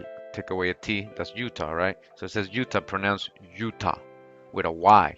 Is a town in Israel identified with modern day Jata. So that's the hijack. Jata. As it says here, Utah, right? All right, so I gotta agree because the boys. All right, so it says here Utah, right? Perhaps inclined otherwise to Yodba or Yeta, a Levitical city in the mountains of Judah, in the mountains of Utah. A Levitical city. That's what Utah is. Levitical city. Take away the again, Jay. You got Utah. All right, how more clear can it be? Open your eyes. Named in the connection with Sephel and Jethro. A Levitical city, right, in the mountains of Judah, Utah. Let's see, quick. Okay. Judah, high, in reference to living in the mountains. So we go to the etymology of Judah, right? It says Utah. Look at from Spanish Utah, Y-U-T-A, just like in the Bible. Name of the indigenous Ute-Aztecan people of the Great Basin. Modern English Ute, perhaps from Western Apache, Athabascan Judah. Look at that, Judah, high, in reference to living in the mountains. Living in the mountains? Didn't we just read that Utah in the Bible was a city of Levitical priests living in the mountains? Living in the mountains? Living in the mountains. Living in the mountains. Oh, we go. You lost it. Ta. And we just talked. All right, so again, Utah, a Levitical city in the mountains. All right, Utah or Judah, meaning high, in reference to living in the mountains. Living in the mountains. All right, do you guys see?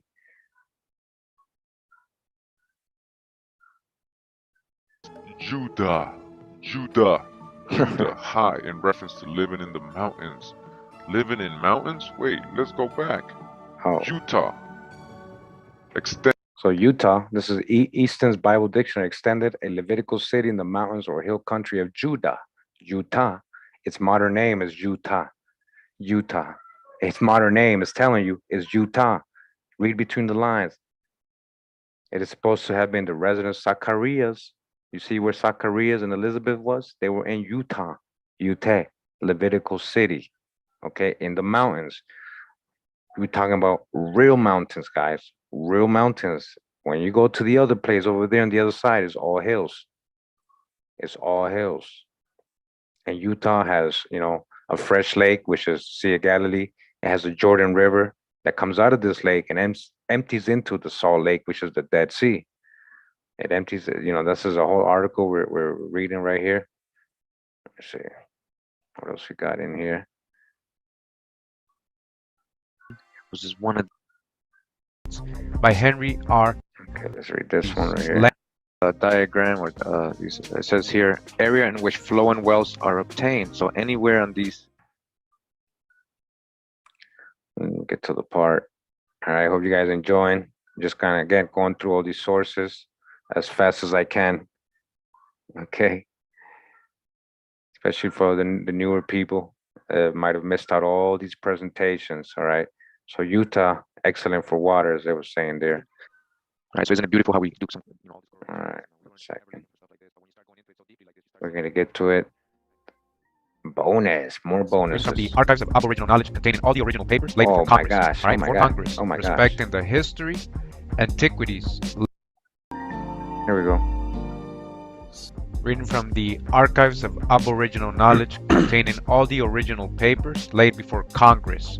All right, before Congress. Respecting the history, antiquities, language, ethnology, pictography, rites, superstitions, and mythology of the Indian tribes of the United States by Henry R. Schoolcraft, LLD, with illustrations in 6 volumes. This is volume 1. And it says here, in regard to the manners, customs, habits of the wild tribes of the Western Territory, a true and more correct type than any I have ever seen may be found in the ancient history of the Jews or Israelites after their liberation from Egyptian bondage. The medicine lodge of the Indian may be compared to the place of worship or tabernacle of the Jews, and the sacrifices, offerings, purifications, ablutions, and anointings may be all found amongst and practiced by those people. The customs of Indian women at certain periods and after childbearing are almost those of the Jewish women. They have to undergo a probation of a certain number of days on all such occasions, besides ablutions and purifications, before they are considered fit to enter on their domestic duties. During this probation they are considered unclean and altogether unfit to enter the lodge or join with the family, which indeed they never attempt, but erect a hut for themselves when they remain the whole time, having their food brought to them. The manner of mourning for a deceased relative is very similar to that of the Israelites. In such cases, the men will cast. One. So check out this this verse. I thought it was always interesting. It's 1 Chronicles 12:8. All right, and it says, and of the Gadites there separated themselves unto David into the whole, to the wilderness, men of might and men of war, fit for battle, that could handle shield and buckler, whose faces were like the faces of lions. Were like the faces of lions, and were as swift as the roes upon the mountains. Jaguar warriors. Reading from the book Letters and Notes of the Manners and Customs and Conditions of the North American Indians by George Catlin. Alright, George Catlin, he lived amongst the natives as well. We got him in some of the videos. Says here, I am compelled to believe that the continent of America and each of the other continents have had their aboriginal stocks. Alright, so he's saying that America had aboriginals just like in Africa and Australia and any other place, peculiar in color and in character, and that each of these native stocks has undergone repeated mutations at periods of which history has kept no records, by erratic colonies from abroad that have been engrafted upon them, mingling with them and materially affecting their original character. By this process I believe that the North American Indians, even when we find them in their wildest condition, are several degrees removed from their original character, and that one of their principal alloys had been a part of those dispersed people who have mingled their blood and their customs with them, and even in their new disguise, seem destined to be followed up with oppression and endless persecution. The first and most striking fact amongst the North American Indians that refers us to the Jews is that of their worshiping in all parts the Great Spirit, or Jehovah. Dash the hijack, we're going to see it's more like Jehovah, as the Hebrews were ordered to do by this divine precept, instead of a plurality of gods, as ancient pagans and heathens did in their idols of their own formation. The North American Indians are nowhere idolaters. They appeal at once to the Great Spirit and know of no mediator, either personal or symbolical. You hear that, right? No mediator between the Most High and you. No Jesus, no mediator, either personal or symbolical. No images, symbolical in any way. All right, so let me see. He keeps going, and this is the documentary of the Decalogue Stone, which we've talked about before. Hold on, guys. Let me take this off.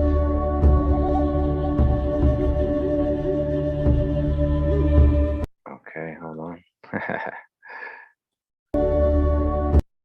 Okay, go right here.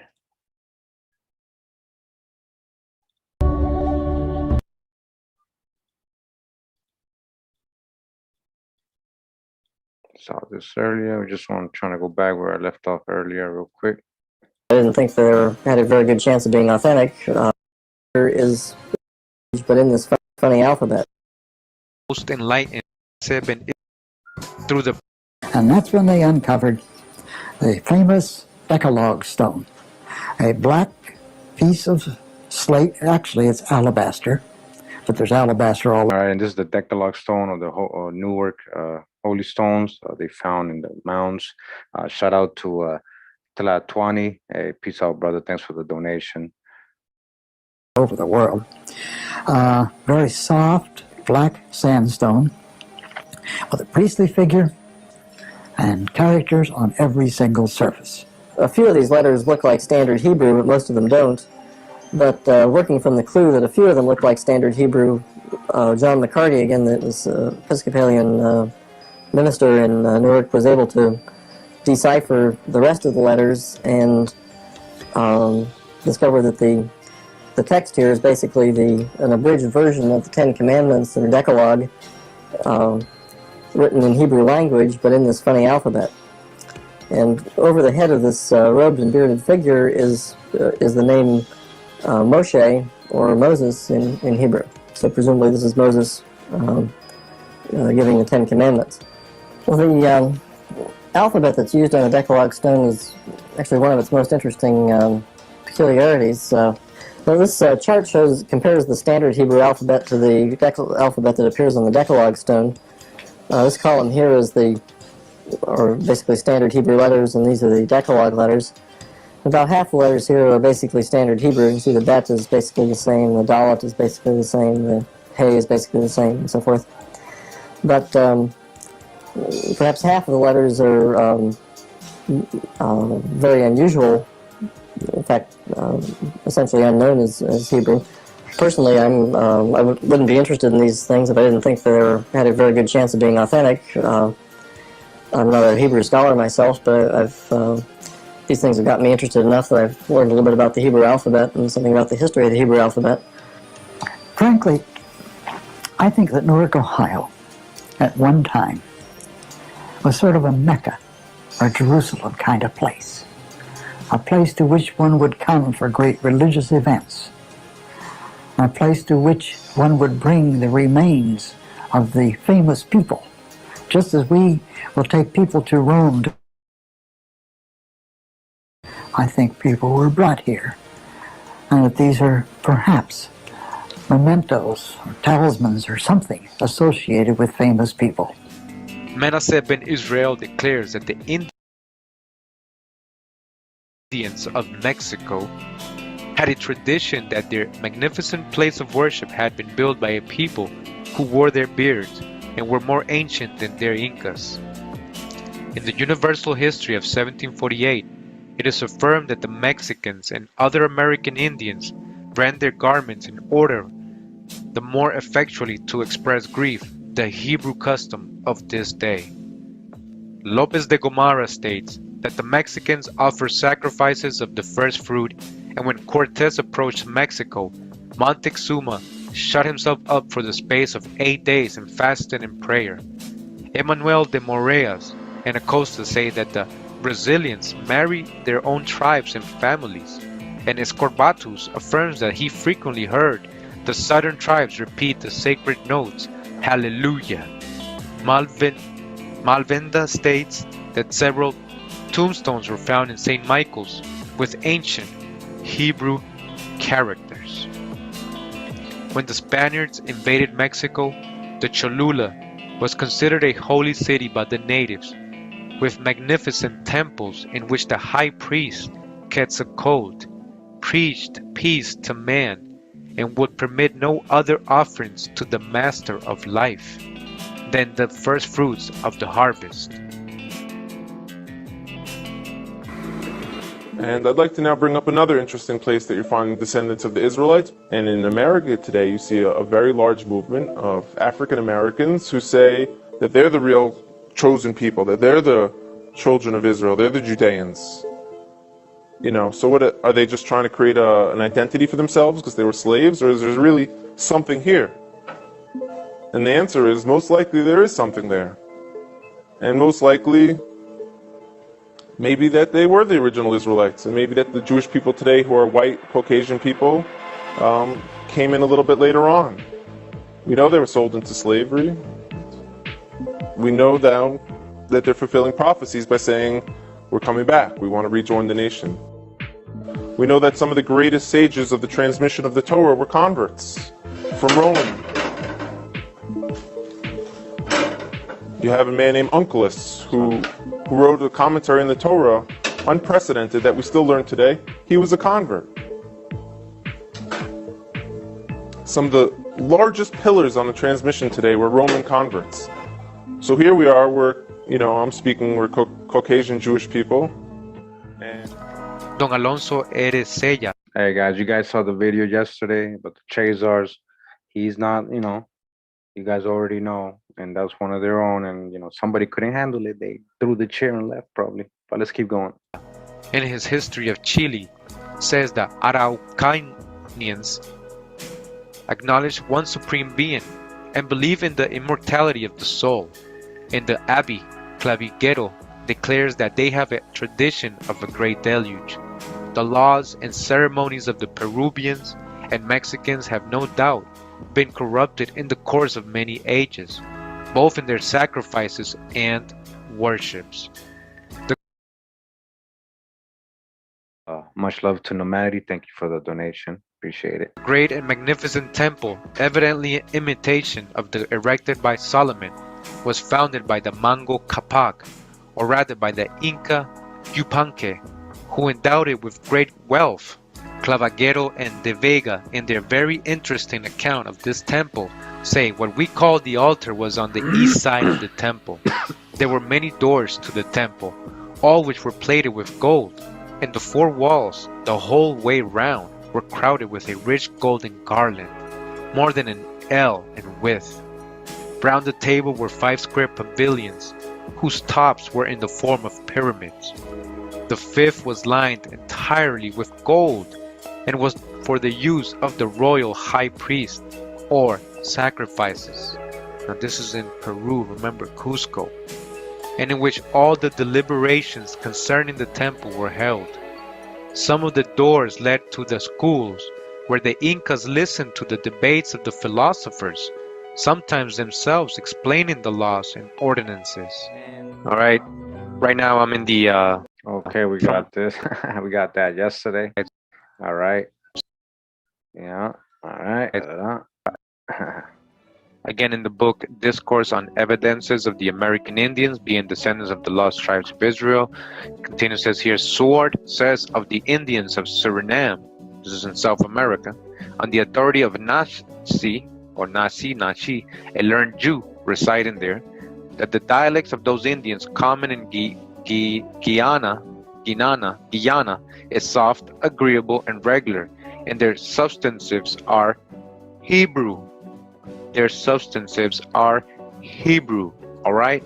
A learned Jew, right? He recognized the people in Guyana and Suriname, right? Their words have some substantives that are Hebrew. Their language in the roots, idioms, and particular construction has the genius of the Hebrew language. Hebrew. as their orations have the bold, laconic, and figurative style of the Hebrew prophets. All right? Sword said that. All right? From the authority of a Nashi, a learned Jew. All right? The Reverend Mr. Chapman says of the Osages, it is their universal practice to salute the dawn of every morning with their devotion, a custom always prevailing among pious Jews.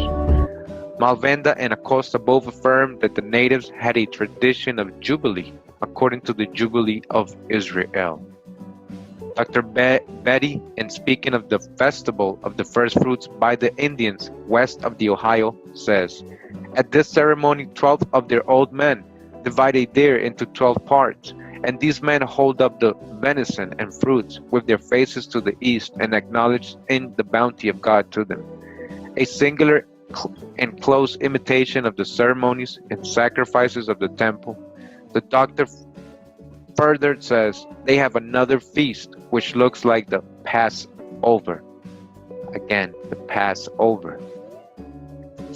Sir Alexander Mackenzie, in his tour to the northwest coast, says that the Chippewayan Indians have a tradition among them that they originally came from another country, inhabited by very wicked people, and had traversed a great lake, which was in one place narrow and shallow, and full of islands, where they had suffered great misery.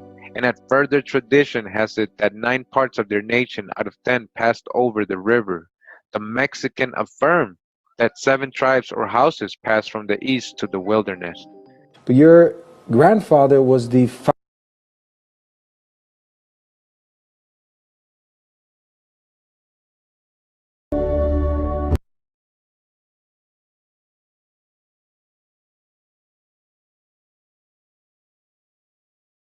Practicing the laws of Moses.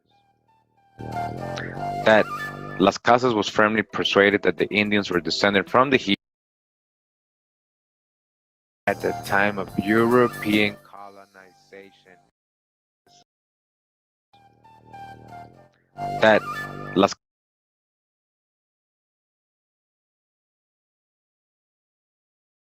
Casas was firmly persuaded that the Indians were descended from the Hebrews is evident from his own words. Lo que la tua manifestum te fecit. Your speech betrays you, as recorded by Torquemada.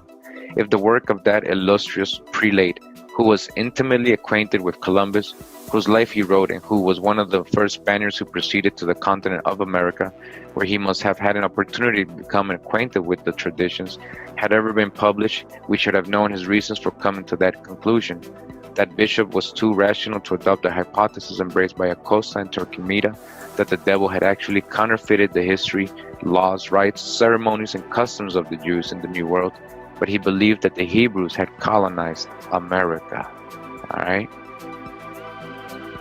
Now, just to read the footnote, it's a little small here, but it says, those words we read in Latin, says the words lo que la tua manifestum te fecit, that La Casa says in reference to the Mexicans and other Indian tribes, whom he took to be real Hebrews, deserved the most serious attention because he was here. We have here the opinion of a person who was well acquainted with the Mexicans and Peruvians, the Amarucans, and who proceeded to America immediately after its discovery by the Spaniards, spent there the greater part of a long life, and solemnly recorded in a testamentary document his conviction of a fact which he might have had many reasons for not choosing to divulge. Antiquities of Mexico, page 331. All right. It says Las Casas even goes so far as to say that the language of the island of Santo Domingo was corrupt Hebrew. We got Roland, another person that was in Columbus ship, also saying the same, that it was corrupt Hebrew, because they don't know the real ancient Paleo Hebrew. They call it corrupt Hebrew. They're the ones speaking corrupt Hebrew. At the same time, that great credit must be attached to Sosomni. Bernard de Sahagún. Alright, continuing in the book, it says Bernard de Sahagún, one of the first preachers in New Spain, says that he found it to be a universally received tradition amongst the nations, confirmed by the testimony of their historical paintings, that a colony had arrived long before the Christian era on the coast of America, from a region situated to the northeast called Chicomostoc, first touching on the shores of Florida. Now, further down in the book, I want to read this part. It says, Sahagun further complains that he was forcibly deprived of a very valuable painting representing the great temple, with the cord by which it was surrounded, which he says was sent to Spain. It is very evident that everything in Mexico, calculated to draw attention to the ancient history of that country, more especially if connected with religious recollections, was carefully removed from notice. So they were hiding all these evidence, all these artifacts that was proven who these people were from the old world and their practices. Immediately after the conquest, pieces of sculpture were mutilated or buried. Paintings were burned. Temples and edifices, which from their size it was impossible to destroy, were suffered to fall into oblivion. And magnificent monuments of ancient art, such as the temples of Palenque, all right, we're going to get into Palenque, all right, art, and palaces of Mitlan were passed unnoticed by Spanish authors. Sahagun, when engaged in the compilation of his history, after it had been taken away from him and again restored, so they had taken all his work and they had restored it back to him, received 3 cautions, but they told him 3 cautions, right? They warned them. First, to write nothing to prove that the Hebrews had colonized the New World. You hear what they told him to do? I didn't know this. All right, they said, you can have your work back, but you can't continue to write or prove that the Hebrews had colonized the New World. Secondly, to be guarded in what he said of the devils having imitated God and taken to himself a chosen people in the New World, and counterfeiting the rites and ceremonies of the Jews. And thirdly, not to advance the hypothesis that Christianity had ever been proclaimed to the Indians, or to treat too largely on the history of Quetzalcoatl. So why would they tell them don't even talk about Quetzalcoatl? All right, so we gotta dodge the hijack when we hear Christianity, because we ain't talking about Zeus. We ain't talking about Zeus. We ain't talking about. We talking about Jehoshua, Yahawashi, Joshua, Quetzalcoatl. All right, that's why he's so important. Who is Quetzalcoatl really? Who is Joshua from the Old Testament really? All right, we're really talking about the real Yahawashi, the real deliverer, the person who really delivered the Israelites to Jerusalem with the sword, and he wasn't on a donkey saying peace to everybody like a hippie. All right, so again, they warned them, don't say they're Hebrews and don't even talk about Quetzalcoatl. It was the devil, they told them. All right. Again, don't treat too largely on the history of Quetzalcoatl. Why they didn't want him to talk about it? You need to dig on Quetzalcoatl, the feathered serpent, Amaru Khan, the Khan, Drakan, the Naga, the Biblioteca of Pinelo, a work, the express object of which was to illustrate the history of America by extracts from and references to valuable and unpublished manuscript. So we can go a little further. Valier, Botanic archives, especially those of Simancos, to which the author, through the interest of the Duke of Medina de las Torres, obtained, has observed. All right, we didn't have access to any of these books before. Censorship. Lorenzo Botturini Benaducci, historian, antiquarian, ethnographer of New Spain and Spanish empires and colonial dominions in North America. Is that really what he looked like? All right, born in Italy of noble parentage. All right, he studied in Milan and lived in Trieste and Vienna, and was a knight of the Holy Roman Empire.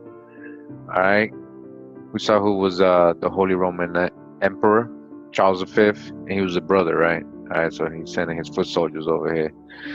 All right, so it says Botturini went to New Spain or America in 1736, like that area whole of southern Florida, Mexico, Central America, where he remained 8 years. During those years, he assembled a vast collection of paintings, maps, manuscripts, and native codices. He copied more than 500 pre-Columbian inscriptions and made his own drawings of monuments and sculptures, and he investigated the history of the apparition of the Virgin of Guadalupe on the hill of Tepeyac. All right, this was a native goddess. So you guys get who he is. So they were quoting him. So Royal and Supreme Council of the Indies, by El Caballero. So this is a book he wrote. This is a very old book. All right. Or the Cavalier Lorenzo Berturini Benaducci. All right. All right, so this was published in 1746. All right, but real quick, we're just gonna go back to the other book. I'm gonna read about him a little bit. The 10 tribes of Israel, historically identified with the aborigines of the Western Hemisphere. It says the Cavalier Borturini, an Italian by birth, visited the new continent with a view to literary and antiquarian research. This Milanese traveler, observes Humboldt, had crossed the seas with no other view than to study the spot, the history of the native tribes of America. But in traversing the country to examine its monuments and make researches into its antiquities, he had the misfortune to fall under the suspicion of the Spanish government. After having been deprived of the fruits of his labors, he was sent in 1736 as a state prisoner to Madrid. The King of Spain declared him innocent, but this does not restore to him his property, and this collection, the catalogue of which Borturini published at the end of his essays on the American history of New Spain, printed at Madrid, lay buried in the archives of the University at Mexico. Those valuable relics of the culture of the Aztecs were preserved with so little care that there scarcely exists at present an eighth part of the hieroglyphic record taken from the Italian traveler, Mexican Antiquities, Volume 6. All right, so you see, all his work that he did, this Italian, they buried it. They lost a lot of it. They arrested him for nothing because he was freed. They were just trying to stall him, but you see, this is what there's a common practice throughout history that still goes on today. All right, so it says Borturini's small work entitled Idea de una nueva historia general, published in Madrid in 1746, notwithstanding his dedication of it to the king and his preliminary protest, which has 6 different licenses for publication prefixed to it, remains unpublished. All right, so again, this is the book that they said remained unpublished. Some of his collections some of that exists or that he was able to compile that was returned to him, because most of it was kept. They didn't give it back to him. So I just wanted to show and read a little bit from it. It's in Spanish. We're going to freestyle it. I'm going to translate it as I read it with you, just some parts, not all of it, just real quick, so you can see what's the kind of stuff that's in this book. Why would it remain unpublished, until, later on, and still when it was published, they didn't tell us about it. I didn't know about this book until this week. So, all right. So we're on page 99 of this book, right? Remember, Borturini's book, published in the 1700s. Well, he made it in the 1700s. They didn't publish it until later. Now it says Origen de los Indios, or the origin of the Indians of New Spain. All right. All right. So he continues, says, as thin or as weak be the first conjecture to suggest what types of words of the Indian language could be Hebrew, Egyptian, or Chaldean. All right, so he found similarities between these languages and the Indian. That's why he's pointing it out. All right, it's a lot of translating to do, but if you guys want to go ahead and do that on your own. But I just wanted to point out certain parts again of this book. So I'm in page 110, and it starts talking about the calendars they found. Borturini starts breaking down the calendar that he studied, like the Toltecan calendar, which is older than the Aztec, and very similar to the Olmec, and very ancient as well. So he starts breaking it down, what he finds, and then there's like a map in the calendar. All right, so, and as the original in power of the caciques, or the chiefs of their lineage, confesses this author that with their help he was able to write both stories of the Tolteca and Chichimeca. All right, and he goes on to say, which I have in my archive. So he has this. All right, Borturini. It says then that because of the reference original map, Toltecan map, our memories and antique memories, in particular one of the confusion of languages and the Tower of Babel, Torre de Babel. Again, in particular, the confusion, la confusión de las lenguas de la Torre de Babel. Que sucedió, or that happened, suppose the Toltec calendar in the year Setepalt, Pedernal, that's when it happened, en cuya ocasión, or in that occasion, by 7 Toltecos that assisted in the fabrication of said tower. Seeing that they no longer understood the rest of the people, they separated with their women and children. And then, after having pilgrimaged in Asia, some of these senios, it says, I'm not sure what that means, that was called Huetzlipocitles, finally arrived in the lands of New Spain, or America, that then was called Anahuac. All right, and it says they were traveling until they reached Tula, right? And they stopped, which became their empire there in Tula in Mexico. All right, that ancient ruins of Tula. All right. All right, again, so this is Lorenzo Boturini's book from that time, The 10 Tribes of Israel, historically identified with. So basically, Boturini's kind of explaining that like they migrated just like the Jews. They had the same stories. They had the Old Testament stories and all this stuff. It gets deep with that book, actually. I haven't even got to, scratch the surface. Yeah, that's why they didn't publish it. I'm going to go over here back to this video. And I'm going to go to a part here where they're talking about the so-called Seminole. All right. And live there. And I don't know any Jew that... So that's a lot. Florida. His or her ancestors back to the ancient Hebrews. Got that yesterday. Myth there. And I don't think it's relevant to the point. Got that yesterday. The Seminoles of Florida by Minnie Moore Wilson. All right, so in this book, it's going to basically correlate a lot of the information we've already gone before in past videos. So let's just go into it so you can see what I'm talking about. So we go to page 118, relationship to the Aztecs and Eastern tribes. Jave, or Jaweh, or Jawa. Today, the antiquarian may lay aside his musty parchments of antiquity and in the heart of the big Everglades, study the history of an ancient people through living authors. Jave, Jehovah, or Hawa, monotone, yet rhythmical, the brown-faced singers, again, brown-faced singers, chanted the hymn. Over and over again were the words repeated by the Seminole choir, till the word Jave, mystical and the centuries past, dwelt with the listener. None but a Hebrew scholar would have caught the word with an understanding of its meaning. The occasion was a 4th of July celebration when the retired Reverend W.M. Gray was visiting the Seminole mission at Immokalee, situated near the western border of the Florida Everglades. The Indians, full of confidence and kindly feeling, had consented to sing, and here appeared the wonderful, yes, startling observation made by Bishop Gray.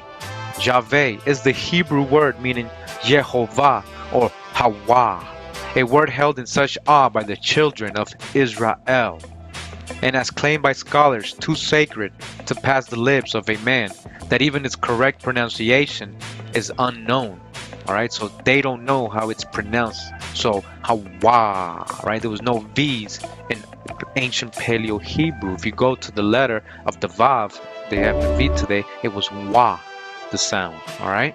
So let's continue. It says, today in the weird fastnesses of the Everglades, a band of wild Indians chant the name of the great Jehovah or Hawa in the Hebrew tongue, a name that is meaningless in its original form to thousands of educated Americans. When questioned by Bishop Gray as to the meaning of the sacred word, the Indian answered, God, white man's God. The question now appeals to the scientist, to the antiquarian, and to the theologian. From whence came the Seminoles' knowledge of the word? From its use in the death of the Everglades, one may work back to the prehistoric ruined temples of Mexico and Yucatan, so similar to those of Egypt. Again, the prehistoric ruined temples of Mexico and Yucatan, so similar to those of Egypt, and thus may find in Seminole speech a language linked to connect the New World with the Old. Is this single word, as verified by Bishop Gray, the keynote to the history and origin of the North American Indian? Continuing, Prescott in his History of Mexico refers to some traditions of the Aztecs as bearing a singular resemblance to those found in the scriptures. More or less, does one start with surprise and awe, as he notes in the Indians of Florida a strict observance of those customs as well as religious beliefs as laid down in the book of Leviticus. Not the least startling, after 34 centuries, do we find the Seminole observing the rigid laws of health as laid down to the children of Israel after the Exodus. With reference to the preservation of health, we find in the scriptures that those affected by disease were separated from the tribe, and as health returned, we read Leviticus 15:13. Then shall he number himself 7 days for his cleansing, and wash his clothes, and bathe his flesh in running water, and be clean. Verse 7. And whoever touches the flesh of him shall wash his clothes and be unclean until the evening. Note the following.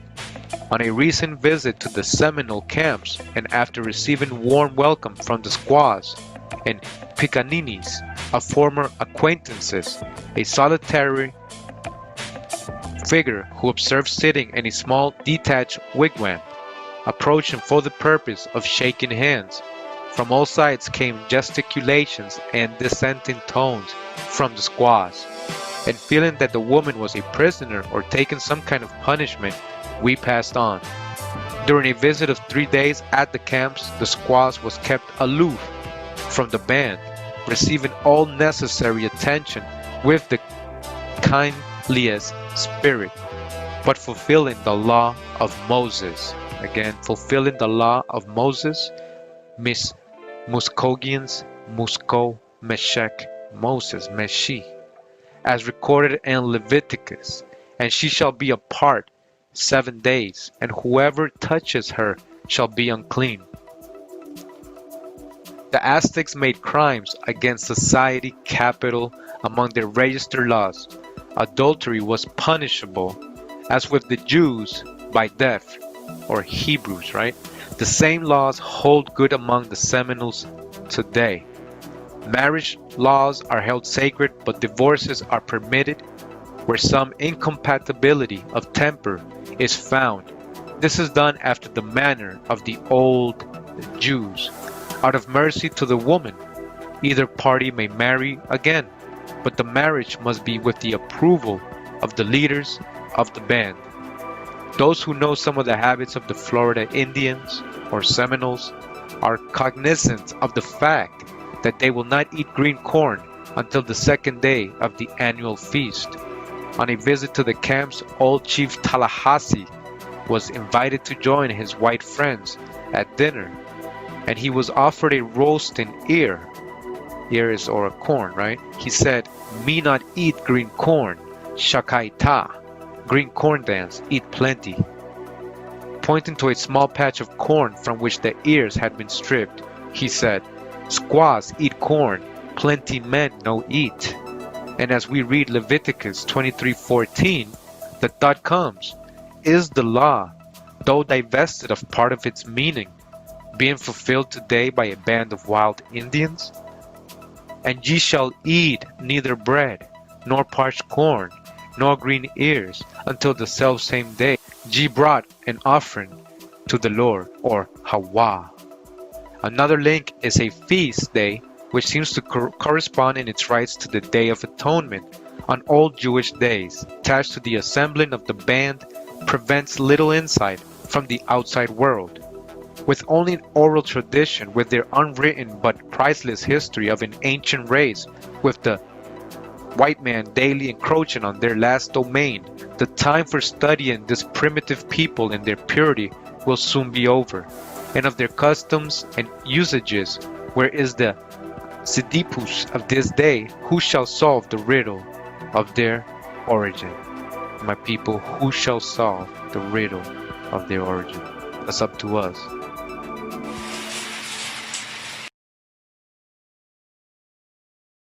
All right, hold on, just a little thing here.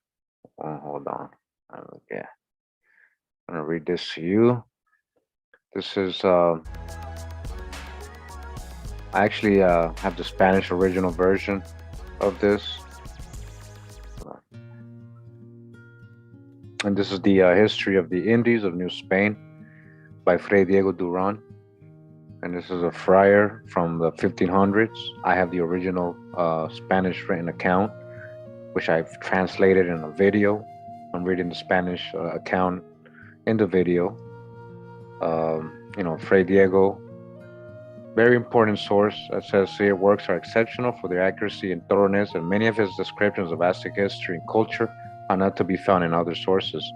Duran was one of the few early chroniclers to have contact with native informants old enough to have experienced the pre-conquest world. He was a perceptive and sympathetic investigator who had access to many informants and sources of information not available to other writers of his time. Because of his command of the native language Nahuatl, Fray Diego was able to gain the confidence of native informants who told him the stories, histories, and myths and anecdotes of their ancestors. His other informants included Spanish eyewitnesses to the conquest. He also consulted pre-Hispanic pictorial codices and accounts written in the 16th century by other friars. His account of the dynastic history and ceremonial activities of the Aztec kings have been particularly valuable in recent years in interpreting of archaeological discoveries in Mexico. So what I wanted to point out is he was talking to the Indians and they were telling him their stories. All right, so we're gonna go right into chapter 1 of this book. Right away in the first chapter, he's gonna let you know who he thinks, what he learned as he lived amongst the Indians. When he studied the codices, spoke to their elders, and they told him their legends and stories. He says here in chapter 1, in order to provide a truthful and reliable account of the origin of these Indian nations, an origin so doubtful and obscure, we would need some divine revelation or assistance to reveal this origin to us and help us understand it. However, lacking that revelation, we can only speculate and conjecture about these beginnings, basing ourselves on the evidence provided by these people. All right. He said, we don't have our books here, we don't have our experts here, but we just got what they're saying. The evidence of these people and also their codices and stories, right? Whose strange ways, conduct, and lowly actions are so like those of the Hebrews. Thus, we can almost positively affirm that they are Jews and Hebrews. And I would not commit a great error if I were to state that this is a fact, considering their way of life, their ceremonies, their rites and superstitions, their omens and hypocrisies, so a king, too, and characteristic of those of the Jews. In no way do they seem to differ. The Holy Scriptures bear witness to this, and from them we draw proofs and reasons for holding this opinion to be true. Okay? Mm-hmm. 1 second, guys. So again, primary sources. I just want you guys to see that I've been reading from different books, different people from different times, coming from different countries. A lot of people just don't want to just want to push these books aside because they think we're talking about religion and not understanding, what I'm showing, what I'm telling them about themselves too. It's not about a religion. We're just talking about true old world. True old world. 1 second.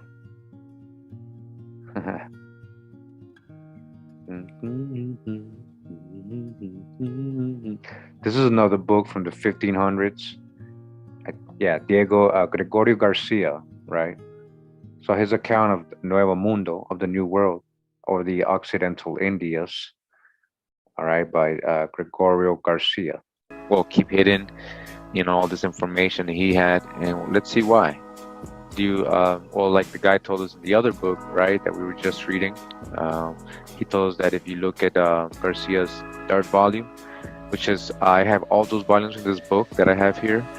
They compiled all the volumes together. So this is Libro Tercero, or the third volume, right? And I'm just going to zoom in. I know it's going to look blurry, but all right. And chapter 1 of this volume 3, what it says here is de la quinta opinión, or the fifth opinion, en que se prueba, in which we prove that the Indians proceed or descend from Hebrews, los hebreos, de los 10 tribus, of the 10 tribes que se perdieron, that were lost, that had gone missing. All right, that's how he starts out chapter 1 of his volume 3. So again, a lot of so this first writing is basically what we just read in the other book, how he affirms how he did his diligence, even though people may rejected this overwhelming evidence. A lot of the Spaniards that were settling down there, he says, they were saying that these are the last 10 tribes, los 10 tribus perdidos. All right. All right, so let's go back to the other book. So I'm gonna read it right here. He's saying, as where I'm highlighting, he's saying that the Indians proceed from the lost 10 tribes of the Jews. Okay, they're literally writing these books, guys. They wrote these books. There were many accounts in Mexico, South America, Central America, North America. All right, and I just wanted to show you, because they're saying lost tribes, but if they was always here, how they can be lost, right? This is the true old world. What was lost is the history and the people, right? That's Psalms 83. Psalms 83 says, they confederated against thy hidden ones. Who's thy hidden ones? You guys were hidden from the rest of the world, protected, blessed, thy hidden ones, right? So they conspired against thy hidden ones, and they said, let us take their name, the name of Israel, let's erase it from being a nation, so that they will never be remembered. And that's just scripture. I'm just reading scripture, and so these books were written. They didn't teach us none of this stuff in school. I know if I would have learned this stuff when I was a kid in school, it would have made me think a lot different. And maybe I would have wanted to be an archaeologist and anthropologist and stuff and like that. Know my own personal history here in the Americas, and how deep it is and everything, and follow up on these things. These are things we should have followed up on, not buried. A lot of these books got buried and stuff, and a lot of people's like, oh, Kurimeo, you're talking about religion and all this stuff, and go debate this guy, go debate that guy. I'm not here to debate, what I know,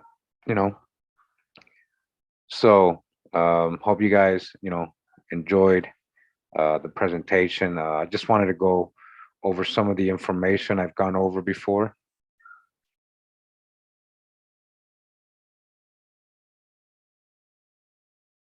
Especially because I got a lot of new people. So hope you guys thought it was cool to, get these little clips. And also encourage you, if you want to watch the full videos. I went through like 6 or 7 videos here, and they're like 2-3 hours long. So, if you want to catch everything, make sure you catch up to the presentations. I thought it was we had an eclipse today, right? Clips are there for signs and everything, to markers for us that know, right? Because we were told by our ancestors, these are your signs, remember that. So yesterday we talked about, something, and today we're showing something. All right, and I hope you guys understood. Hey, Nitzia, thanks for the donation. I just saw it late. Appreciate you. And just think about what I showed you guys yesterday and what I showed you guys today. What I've shown you about America being the true old world, and just start putting 2 and 2 together. Hopefully, start putting 2 and 2 together. Shabbat Shalom. It's a beautiful time, even though there's unfortunate things going on. I'm just gonna ask Hawada, bless and protect all of you. Be strong.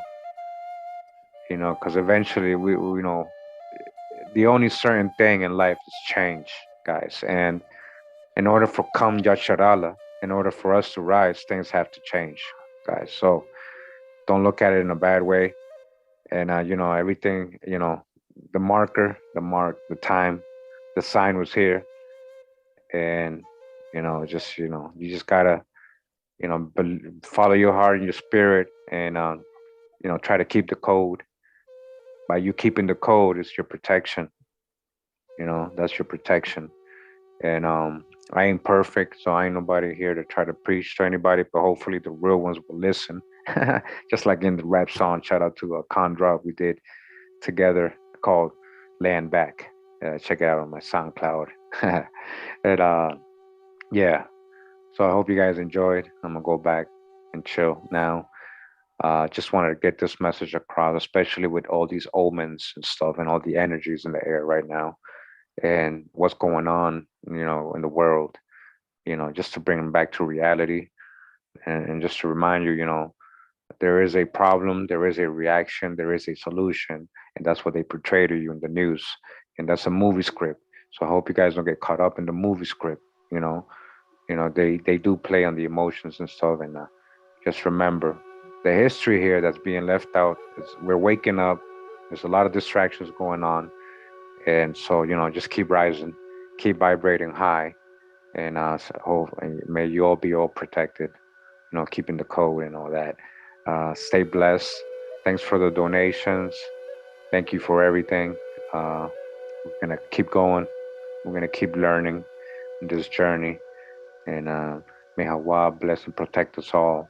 And here we go. Agua, Hawa, agua, that pure water, that pure water. We're gonna go out with a favorite, right? Actually, let's see. Let's see. Hold up. I got something for that. I got a good song to go out to. All right. Let's see here. Let's see here.